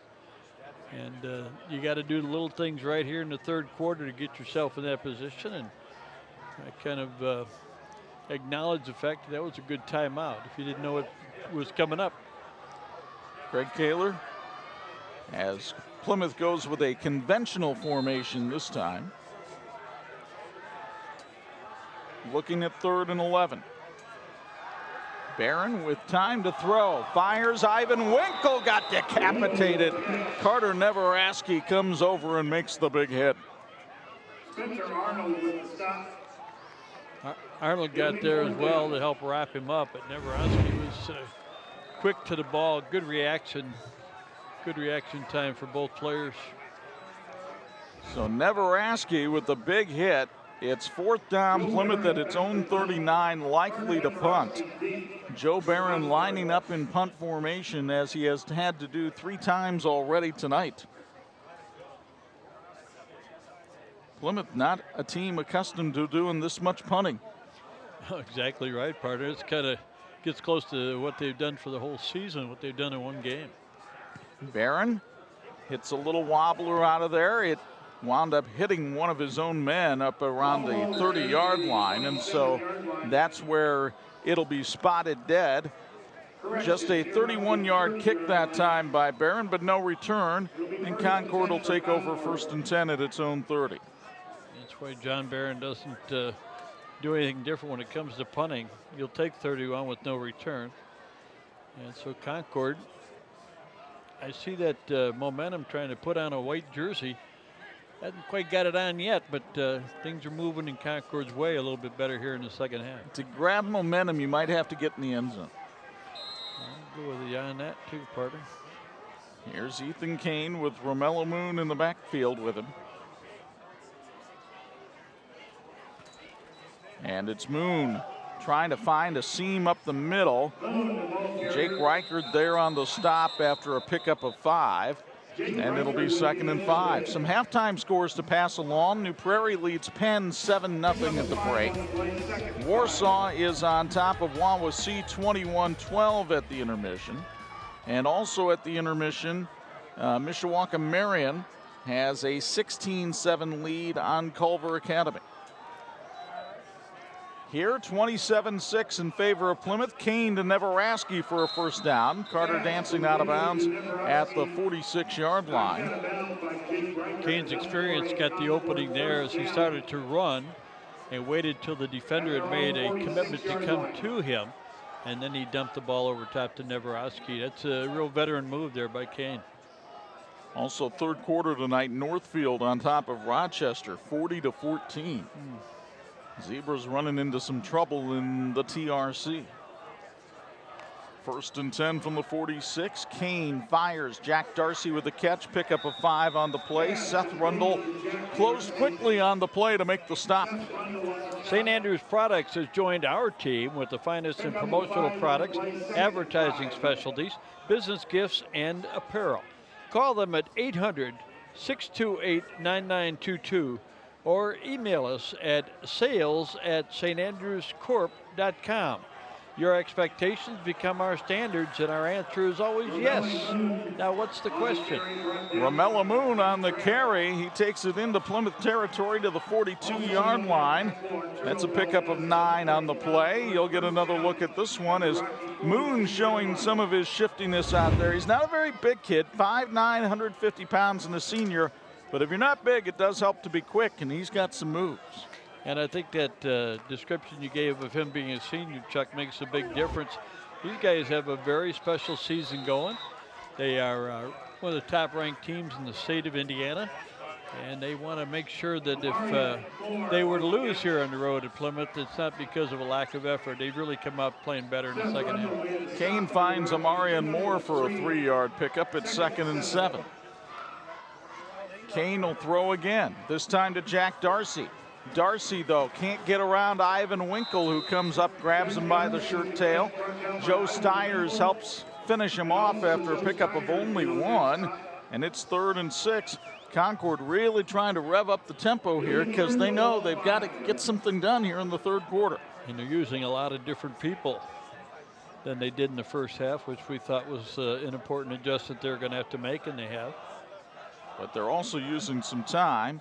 Plymouth showing blitz. Ethan Kane trying to change the play here at the line of scrimmage. Play clock down to 10. Kane, there's the bubble screen, and there's a nice hit laid on Jack Darcy by Ivan Winkle. Winkle with the hit at the 34. It's 4th and 2.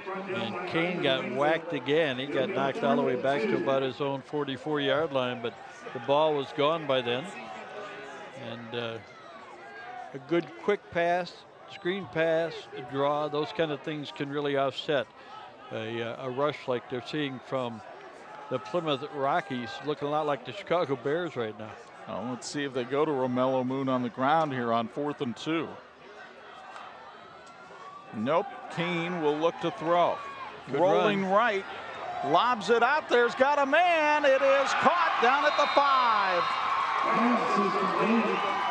That is Braden Taylor on the catch. And Concord has it 1st and goal down at the Plymouth 4-yard line. Get another look from SBO at a sparkling shoe top catch by Taylor. Nice grab down there along the sidelines and a big play on 4th and 1. 1st and goal. Kane wants to scramble. He's got room to run. He bangs in and takes it into the end zone for the score. He went right through the linebacker, Nick Kraft. Ethan Kane with just his 2nd touchdown run of the year. And it's a 27-12 ball game. Boy, Kane, I tell you what, came up big. He took a couple of real good whacks out there near midfield.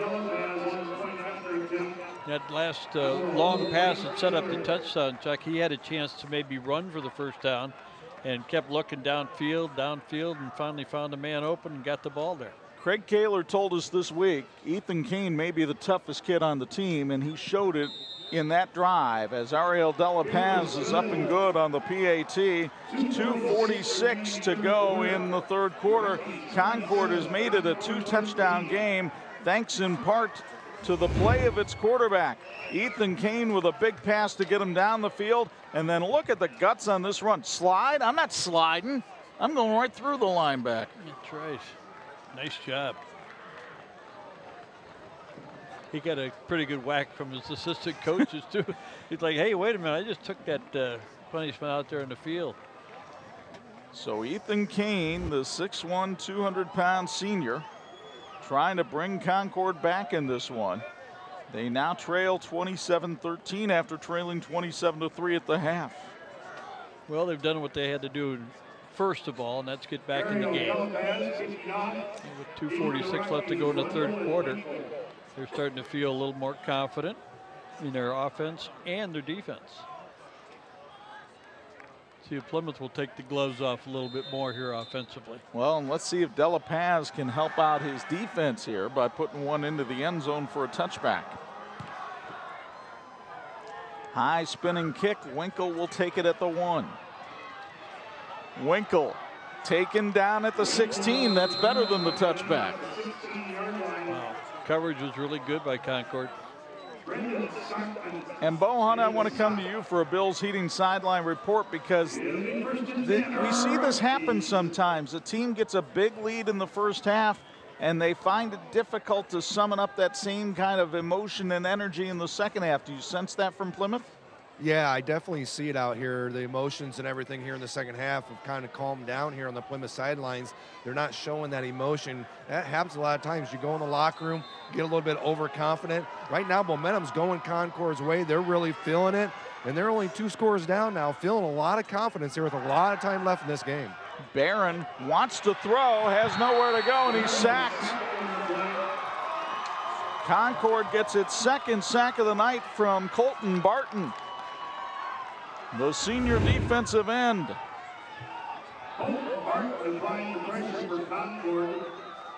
Be a loss of what, 7 yards? So 2nd and 17. We've seen Plymouth convert some of these long distance situations here tonight. Both teams with 2 sacks in the contest tonight.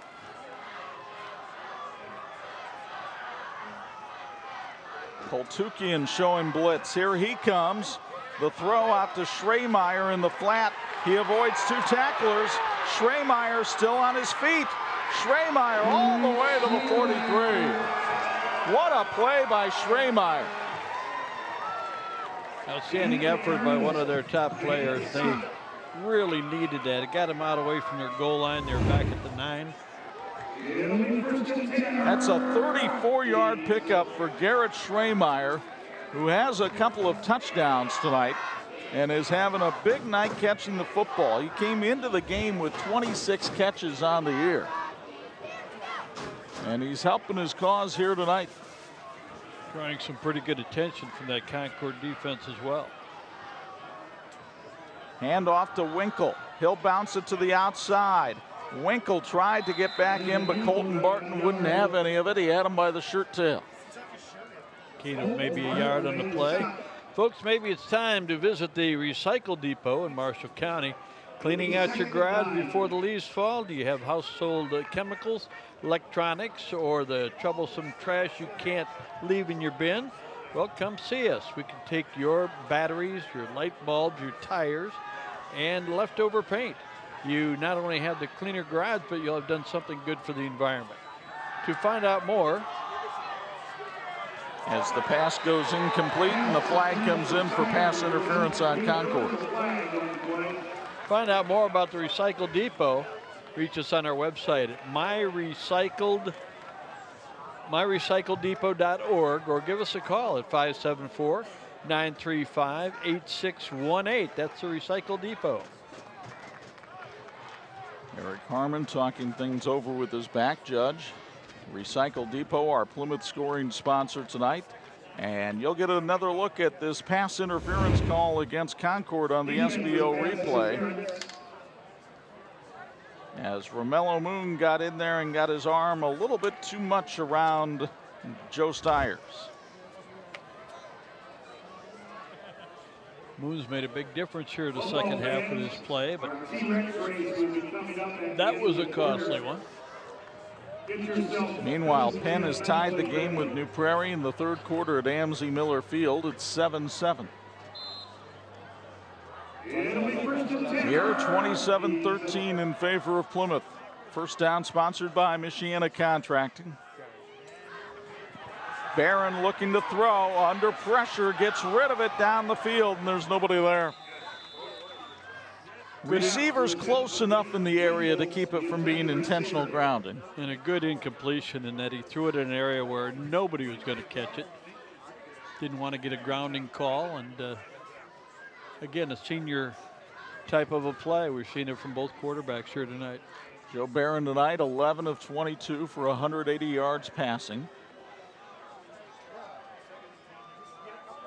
Blake Davis back in the game at running back, next to Barron for the 2nd and 10 play, and it's Davis taking the handoff, but he has nowhere to go against that Concord defensive line.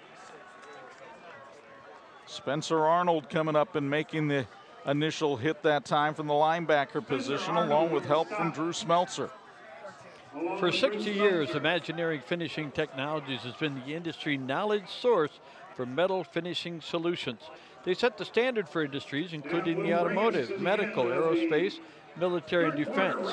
Go to IFTworldwide.com for more information. IFT has earned national accreditation and worldwide respect, like the teams in tonight's game working toward a great finish. If it were a heavyweight fight, you would have said Concord was on the ropes after the first half, but they came out and threw a couple of haymakers here in the third quarter. Ethan Kane with a long pass and a touchdown run, and Concord within 14 as we go to the fourth on 46. This edition of the TV 46 High School Football Game of the Week brought to you in part by Imagineering Finishing Technologies, IFT, where quality is a way of life. The T-Rex race is going on here at Plymouth Homecoming. Bo Hunt moved a little bit faster than that during his time as a running back at Bremen. He brings us a Bills Heating sideline report. And Bo, why weren't you in the races tonight there? I got a bad hip. I got to take it easy. Doc said, but going in this fourth quarter, I mean, this is a big drive for Plymouth right here. They're able to move the ball a little bit. They're coming up with a fourth down here, so I think field position is going to be a key thing here, and they need to come up with a big defensive stop. They need to stop Concord's momentum on offense, that's for sure.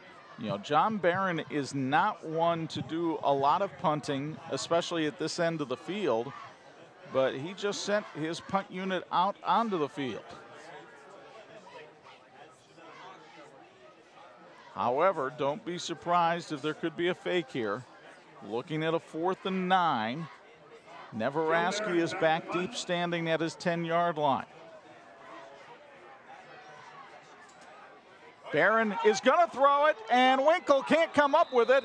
Concord will get terrific field position at the 39. Craig Kaler doing all kinds of fist pumps on the far side because he read that play right. He certainly did, and Winkle went up for the reception, but he had 3 defenders around him. And again, Barron has to throw this ball pretty quick. Look at 1, 2. There's another man just behind him there. They had that covered pretty well. And that's where Winkle got hurt, was Concord was in there celebrating. And Winkle kind of got kicked in the head there a little bit. There, again, no malice on the part of the Minutemen there, but might want to be a little more observant next time. Well, as Dean Martin once said, ain't that a kick in the head? 1st and 10 from the 39.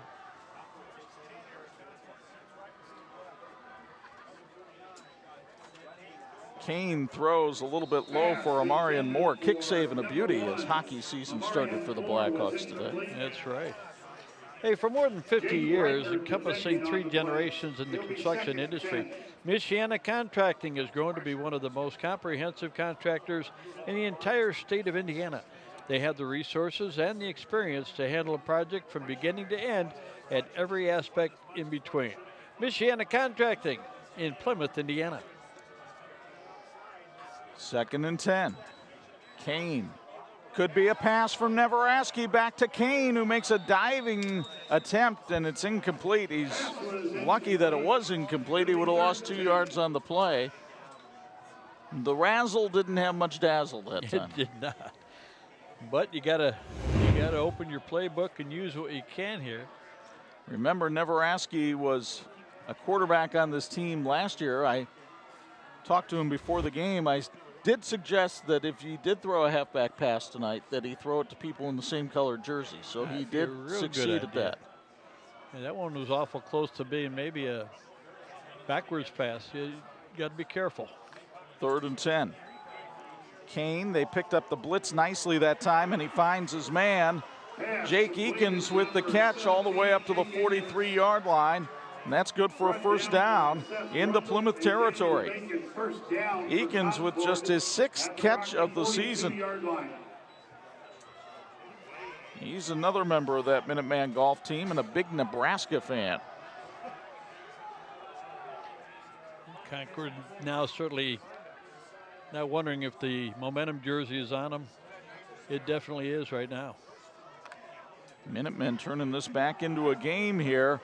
Jamirus Rice nearly able to break that one, and he would have had it not been for the sure tackle of Isaac Navahar, who comes up and makes the hit. Concord quickening the pace a little bit now. They know that they're in the 4th quarter and still need a couple of scores.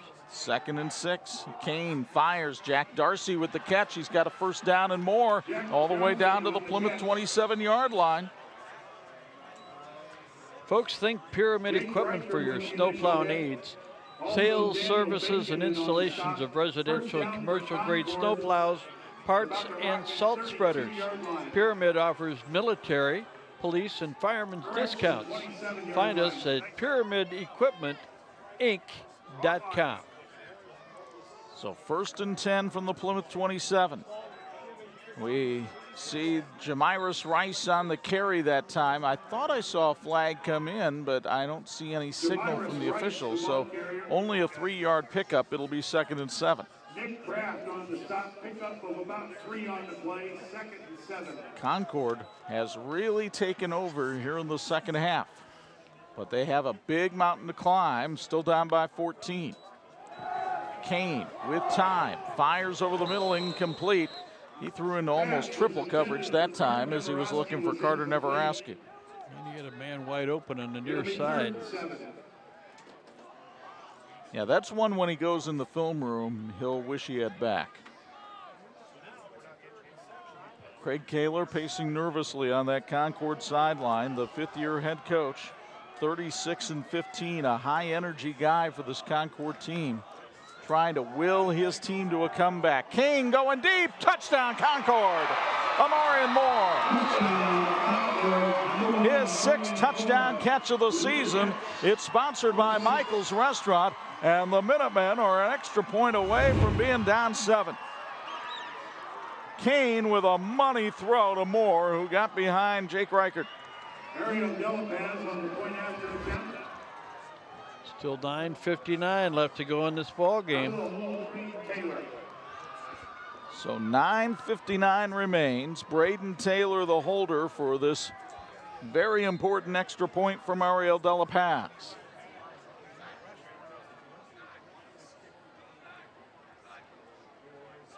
The snap is clean, the hold is good, the kick is up, and it is good. 9:59 to go in there, we say, regulation. Here come the Minutemen. 1 if by land, 2 if by sea, and 6 if by air from Kane to Moore. It's a 7-point ball game at the Rock Pile. And this edition of the TV46 High School Football Game of the Week is being brought to you in part by Bill's Heating, keeping families and businesses comfortable since 1951. Not too comfortable at the Rock Pile right now. Not talking about the weather, talking about the feeling among the Plymouth fans right now, who had a 24-point lead at halftime, and it has been whittled down to 7 with 9:59 to go. And if you're Craig Kaler, how would you like to design the comeback? This would be about it. Down 1 touchdown with 10 minutes to go in the ball game. I want to remind you that Intera Credit Union is a member-owned credit union that puts its members first with mobile and online services that make life easier. Join in at Intera-cu.com. Ivan Winkle takes the kickoff on the run, spins his way out to the 24-yard line. That's as far as he'll get. Again, good coverage by the Concord special teams on one of the area's top kick returners. So a Plymouth offense that was really clicking in the first half, put 27 points on the board, has been kept off the scoreboard for the first 14 minutes here of the second half. Partner, the best way to avoid a third down and long is to pick up 8 or 9 yards on first down. Jack Barron, 11 of 24 throwing the football tonight for 180 yards. He wants to throw it here on 1st and 10. He's got Stiers open down the field, but overthrew him, and it's almost intercepted. Good coverage that time by Concord. Romello Moon a little bit dinged up as he comes off the field. You'll get another look from South Bend Orthopedics. Moon nearly had the pick right there. You got 2 receivers and 4 defenders. The numbers weren't good, and he kind of tossed it up there. You got to be really careful here. There was a receiver open in the near side. Chuck, I think what you're seeing from Plymouth, if Joe Barron is rolling to his right, he's limited to throwing to that half of the field. You see that a lot at the college level, but he had a man open on the weak side, but I don't think Concord's too worried about covering that. Barron, little shuffle pass inside, but nothing doing. A loss of 2 on the play on Winkle. And it'll be 3rd and 12. Bo, I'm curious from you, Bill's Heating Sideline Report, what kind of changes has Concord's defense made here in the second half to stymie Plymouth? I think it's what their front line is doing. They're actually getting a lot of pressure with their front line, allowing their linebackers to be free a little bit more as well. And they're really just being aggressive. I think that's the biggest thing as well, guys. All right, 3rd and 12. Barron under pressure, down he goes. Colton Barton with his 3rd sack of the game. It's almost the same thing we saw in the first half with the pressure they were able to put on Kane. Now they're doing it to Barron, and they just doesn't have time to react. Well, we knew coming in something had to give. Plymouth had only given up 1 sack all season coming into this game. Concord's defense had had 17 of them. And Barron's punt is tipped, and it goes out of bounds in Plymouth territory. And where will they spot it? It's going to be inside the Plymouth 40. And the Concord faithful across the way come to their feet as that ball is spotted out of bounds at the Rocky 34. John Barron quickly into that defensive huddle, and I think he's sending a message to everybody. This game is a long way from over, and we got to do some good things here. They were able to hold Concord to a couple of field goals when it looked like they were going to get a chance to pick up some significant yardage. That punt was partially blocked because they don't take the full drop back because of the way they punt. And now Ethan Kane with his team in Plymouth territory at the 34. Kane fakes the handoff, fires Amarian Moore to the 24-yard line. He's got himself right at the first down marker. They'll call it a first down and move the chains. Kane has really been throwing the ball well here in the second half. He's now 21 of 37 in the game for 239 yards.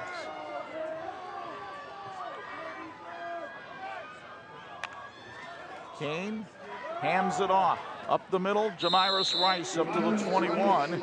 That's a 3-yard pickup for Concord. It's 2nd and 7. Blake Davis comes in and makes the stop. They're certainly using Rice, certainly using other people besides Nevarowski, who I think is getting attention on every running play, but then the ball's been handed to somebody else. Nevarowski in the slot here up at the top of your screen. Kane drops back. He's going for Moore in the end zone, and Moore actually made more of a defensive play there to tip it away from the defensive back and protect an interception. Folks, tonight's game is sponsored by Michael's Italian Restaurant. Great pizza, great pasta, great people. For over 60 years, the best Italian in town has come from Michael's on Harrison Street in Elkhart. Stop out this weekend if you get a chance. Michael's Italian Restaurant. The Ivanelio family has done a terrific job at Michael's Restaurant over the years. We appreciate their support in the broadcast tonight. 3rd and 7. Kane lobbing it for Moore. Moore comes down with it, and it's inbounds at the 5-yard line. 1st and goal at the 5 for Concord as Amarian Moore makes a beautiful grab. We have seen some outstanding plays tonight, especially on some receptions down near the goal line. Boy, did he elevate over Seth Rundle, 6'3", 175-pound sophomore. Yeah, Rundle did a great job defensively right there. 1st and goal from the 5. John Barron wants a blitz. Kane fires, and it is almost intercepted in the end zone. It went off the hands of Darcy, and then Arturo Valdez nearly had his hands on it. They'll be looking at that one for a long time, no matter what happens. That ball was off the hands of the receiver, and there were 3 Rockies back there.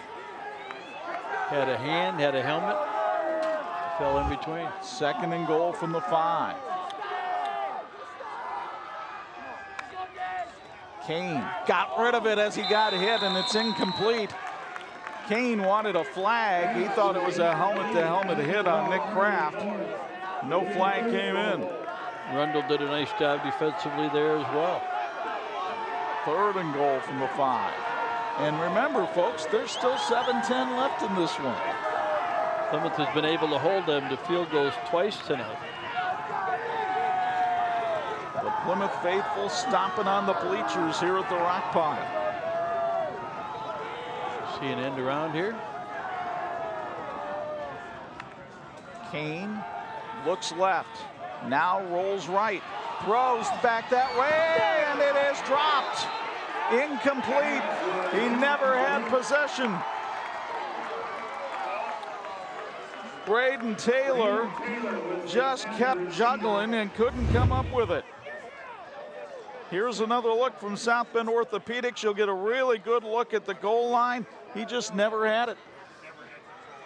That's a tough one. Great camera work down there by Matt Kowalski. And he comes up limping after that effort. Now he is the holder as well. Now Ariel Dela Paz will come on to try his 3rd field goal of the night.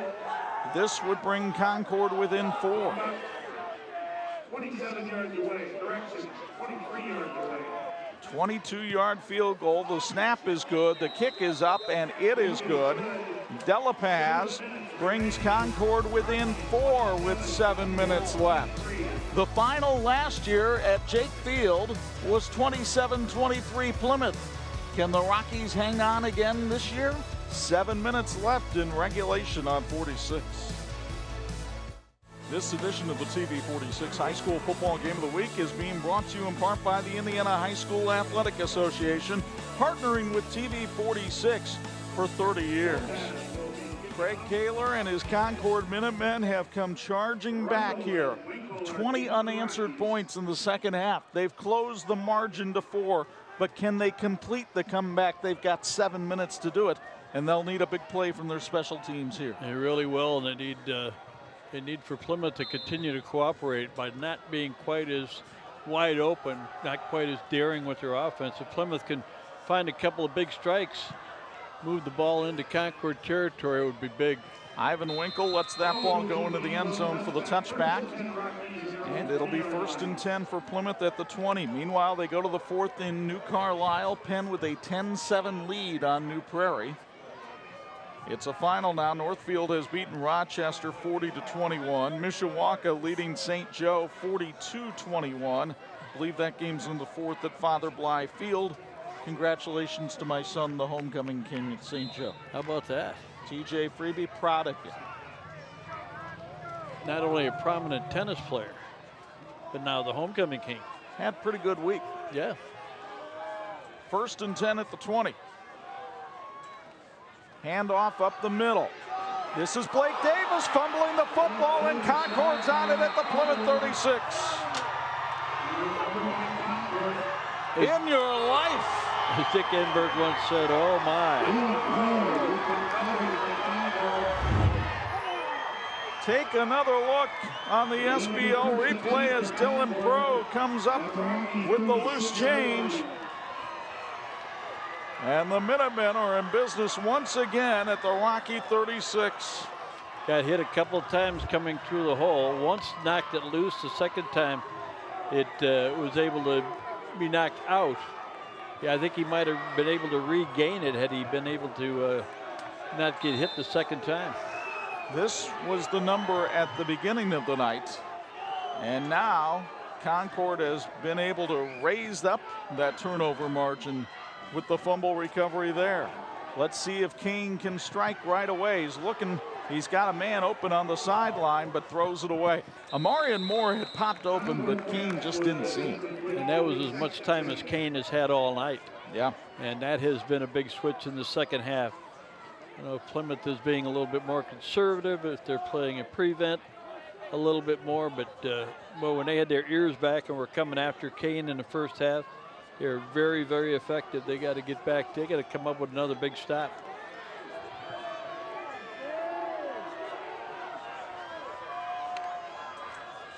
Handoff up the middle on the run. That's Jamiris Rice. He takes it up by the 30-yard line.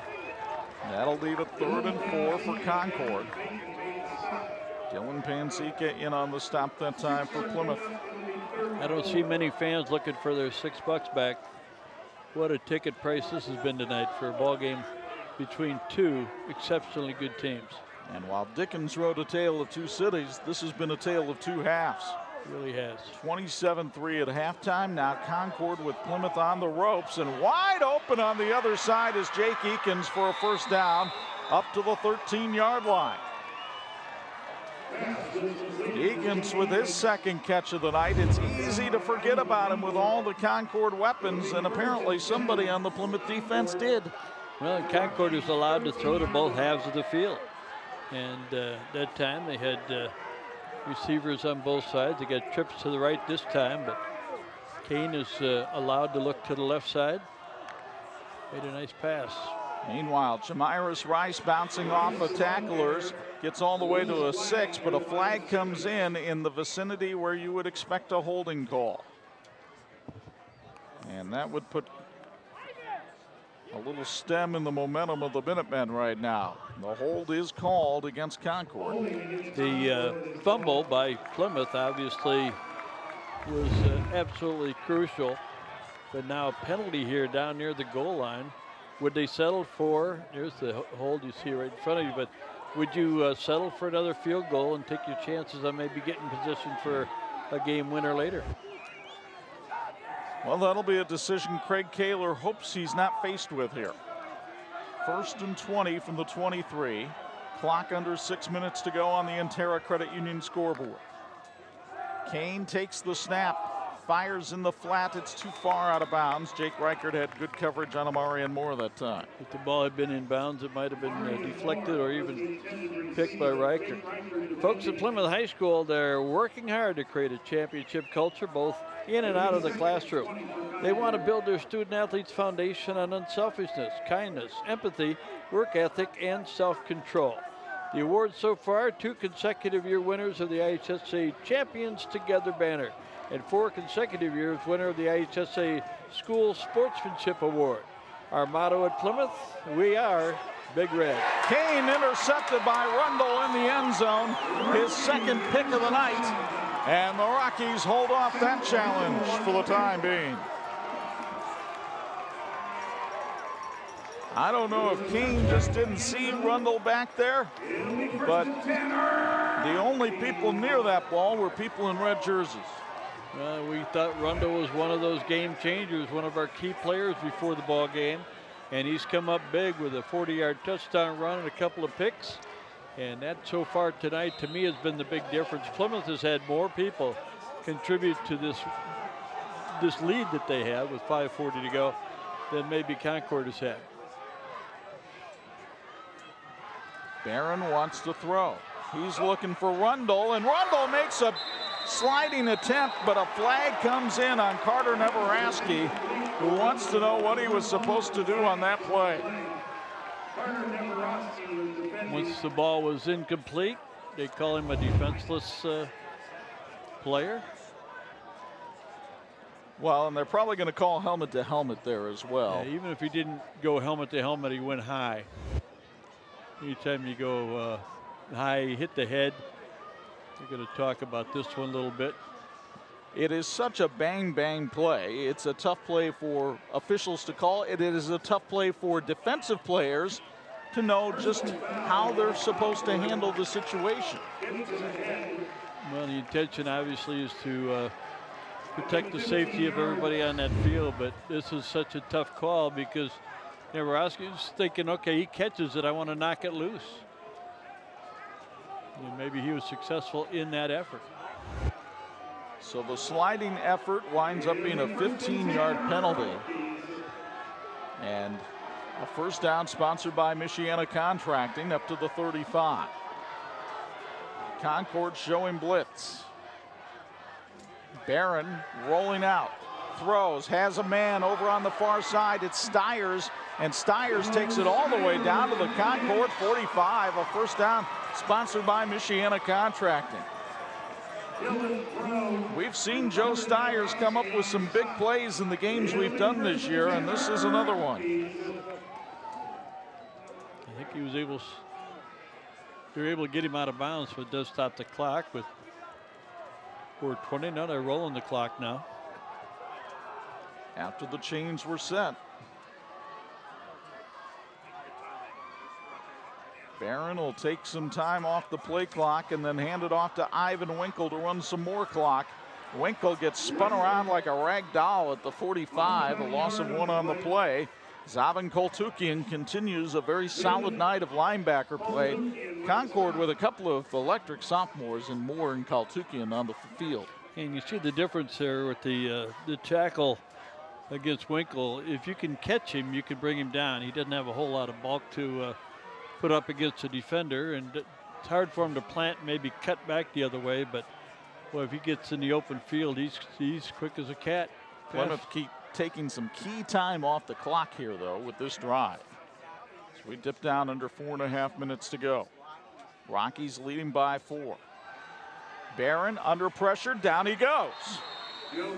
Gendarian Greer comes in and makes the hit behind the line of scrimmage. The big fella has had a lot of sacks this year. I don't know if he'll get credited with one there, but it'll be 3rd down and long for Plymouth.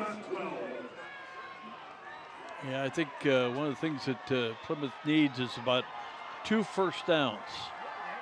Would run out a lot of the clock and make it really tough for Concord. Plus, that would put them deep in Concord territory. So, Minutemen, I think, going to use a timeout here. They are using a timeout. Craig Kaler not happy about having to use a timeout because he's only got 1 left now. Folks, Intera Credit Union, as a member-owned credit union, they are more than a financial partner. They're a team of experts committed to helping our communities thrive. Join in at interacu.com.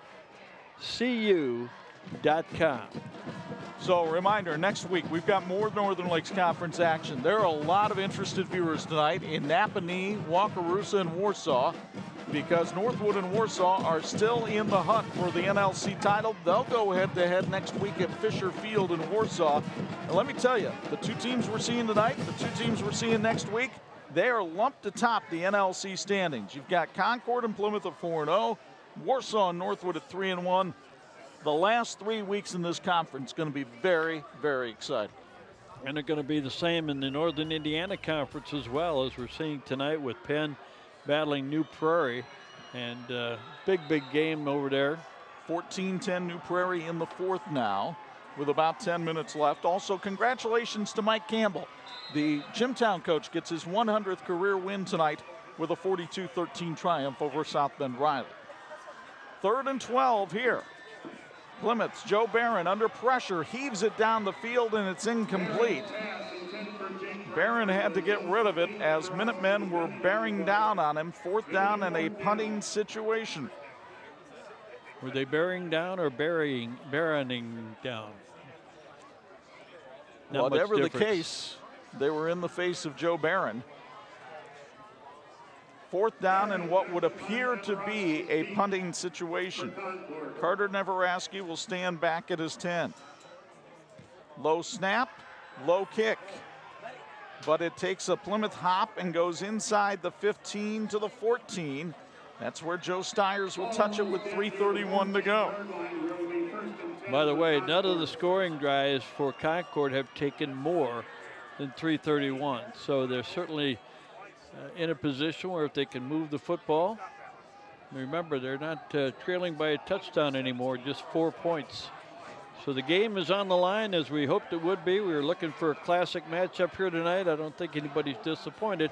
Certainly we are not. And we thank our wonderful crew and our producer director Dean Korsmo for all his fine work tonight. Terrific job. One timeout left for Ethan Kane and Concord. He double pumps. Jack Darcy with the catch. Joe Stiers the hit at the 21-yard line. Pickup of 7 on the play. It'll be 2nd and 3. Joe Stiers. Plenty of time for this up-tempo Concord offense to get down the field. But a field goal does them no good. They've got to stick it in the end zone. Kane again throws. He's got a 1st down. Darcy again with the catch up to the 33-yard line. The clock will stop as they move the chains. Partner, maybe one of the things we haven't mentioned enough in the second half is the defensive effort by Concord. Boy, what a job they've done throwing a shutout at this team in the second half.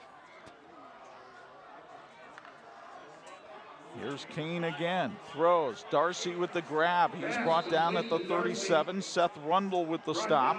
Help from Joe Stiers. About a minute into this drive, and they've gotten it out to about the 37. 3 straight catches by Darcy. They've all been short. One was good enough for a 1st down. Concord would love a pass to the sidelines where they could get it out of bounds. Kane bobbled the snap, and then Rundle read the route beautifully and swatted it away. Dangerous pass right there. Pressure was on again. Well, when Plymouth dials up that blitz, they've been able to put some real pressure on Kane. 1,001, that's about it. Rundle told me this week, Bob, he loves to jump those routes, and he did a great job of it that time. 3rd and 5. Kane tipped and intercepted. With a diving interception, and that makes it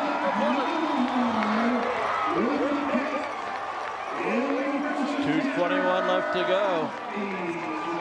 The 3rd interception of the night for the Plymouth defense. This one created at the line of scrimmage. The hand going up from Bacon, and then Navahar with a terrific diving effort. Coaches like defensive linemen who can stay low to the ground. Well, he can't help it. He's 5'6".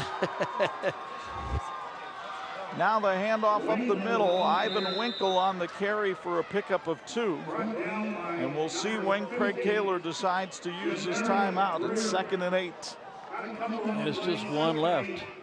Got a feeling Bo Hunt might be talking to a defensive player when this is over, because the defense for Plymouth in the second half has been absolutely amazing. Well, you could talk to Rundle, who would fill the bill on both sides. You could talk to Schremeyer, who had a big game of receiving. Rundle's 2 interceptions and the 40-yard initial touchdown of the ball game are big. It's 2nd and 8. Winkle up the middle, dragging tacklers, stopped at the 29. This is where Craig Kaler will use his timeout with 1:29 left. Well, Bo, while we're holding the debate, why don't you join in? Who do you see as a player of the game candidate tonight? Well, I can see both your points, and I agree that defense really stepped up in the second half, and defense has really been underrated for this team throughout the whole year. I think their defense is very stellar, but I think the play of Mr. Joe Barron throughout this whole game has really been steady, and has led them and really spread the ball out to a lot of different players. And if they do come up victorious here, I believe Joe's going to be the one I'm talking to. Well, we shall see. Schremeyer has 6 catches for 113 yards and 2 touchdowns. And you know, Bo didn't wear number 12 in high school. He wore number 21, but 12 has a 1 and a 2 in it. You know, this guy, you got to watch him all the time. Good call though, Bo. And you're right. They've gotten senior leadership. Both these teams have gotten great senior leadership from the quarterbacks tonight. Maybe 12 and 11 will both want to talk. We'll see. Ooh, what a good idea. 3rd and 5. Concord would still like to have its opportunity to have its voice heard. But Barron is handing it to Winkle up the middle. He got through the seam. He got the first down, and that's the ball game. First down sponsored by Michiana Contracting. And for the 2nd straight year, the Plymouth Pilgrims are going to win the football game against Concord by the score of 27-23. Who'd have thunk it? Especially at halftime. A gallant and valiant effort by the Concord Minutemen in the second half is going to come up 4 points short.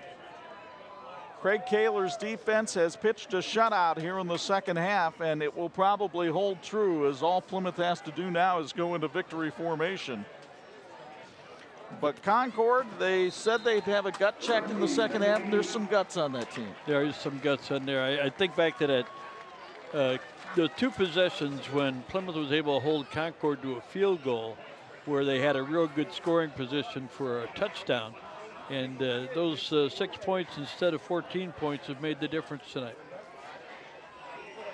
One more snap will do it for Joe Barron and the Plymouth Rockies, who stay undefeated in the Northern Lakes Conference by beating their big rivals, the Concord Minutemen, tonight in a dandy on the gridiron.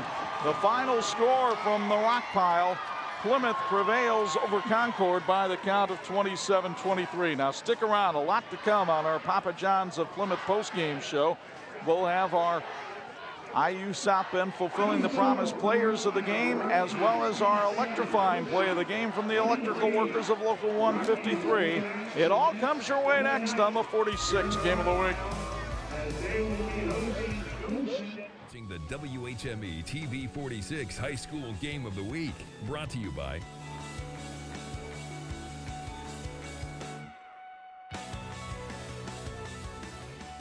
It has cleared out fairly quickly here after a happy homecoming for the Plymouth Rockies, but it was a homecoming that had quite a bit of fear in it too in the second half, as Plymouth hangs on for a 27-23 win over Concord. Chuck and Bob high above the fray, and partner, that was as strange a turn of events as you can see at a high school football game. Plymouth looks like it's got this thing well in control at halftime.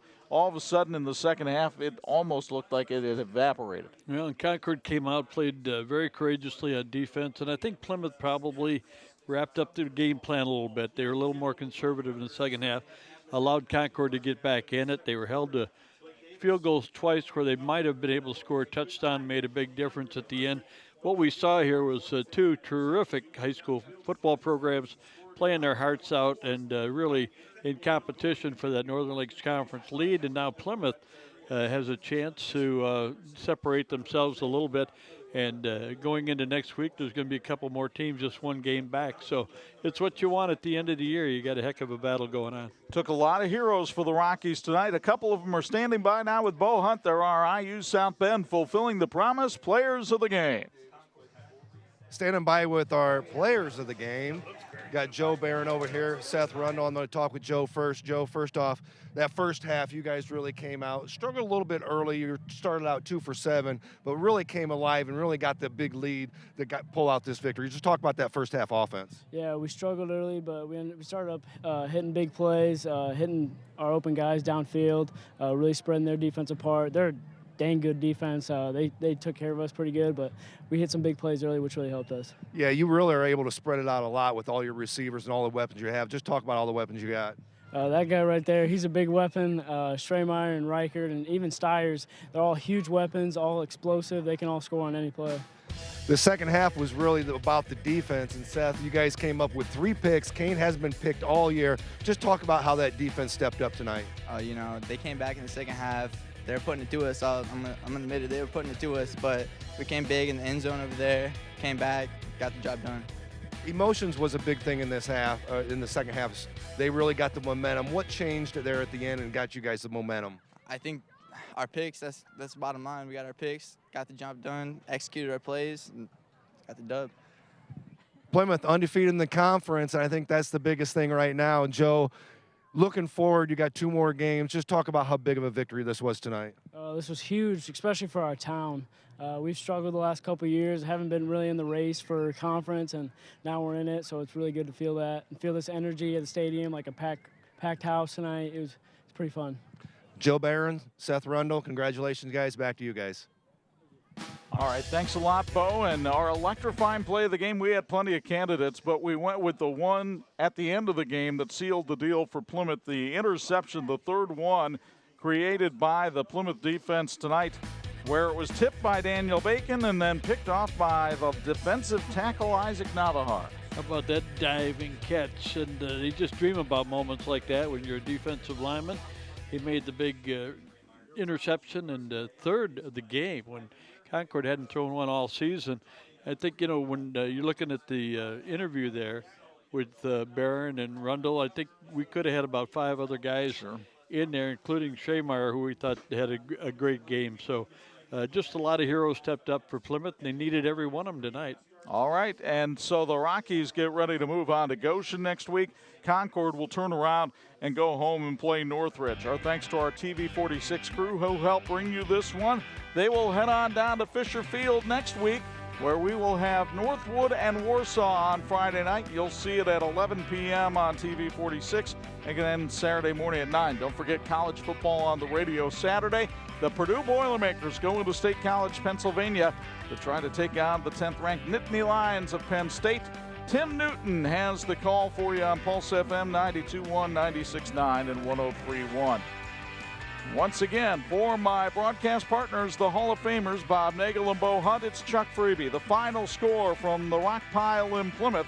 Plymouth hangs on to beat Concord 27-23. We say so long from the banks of the Yellow River.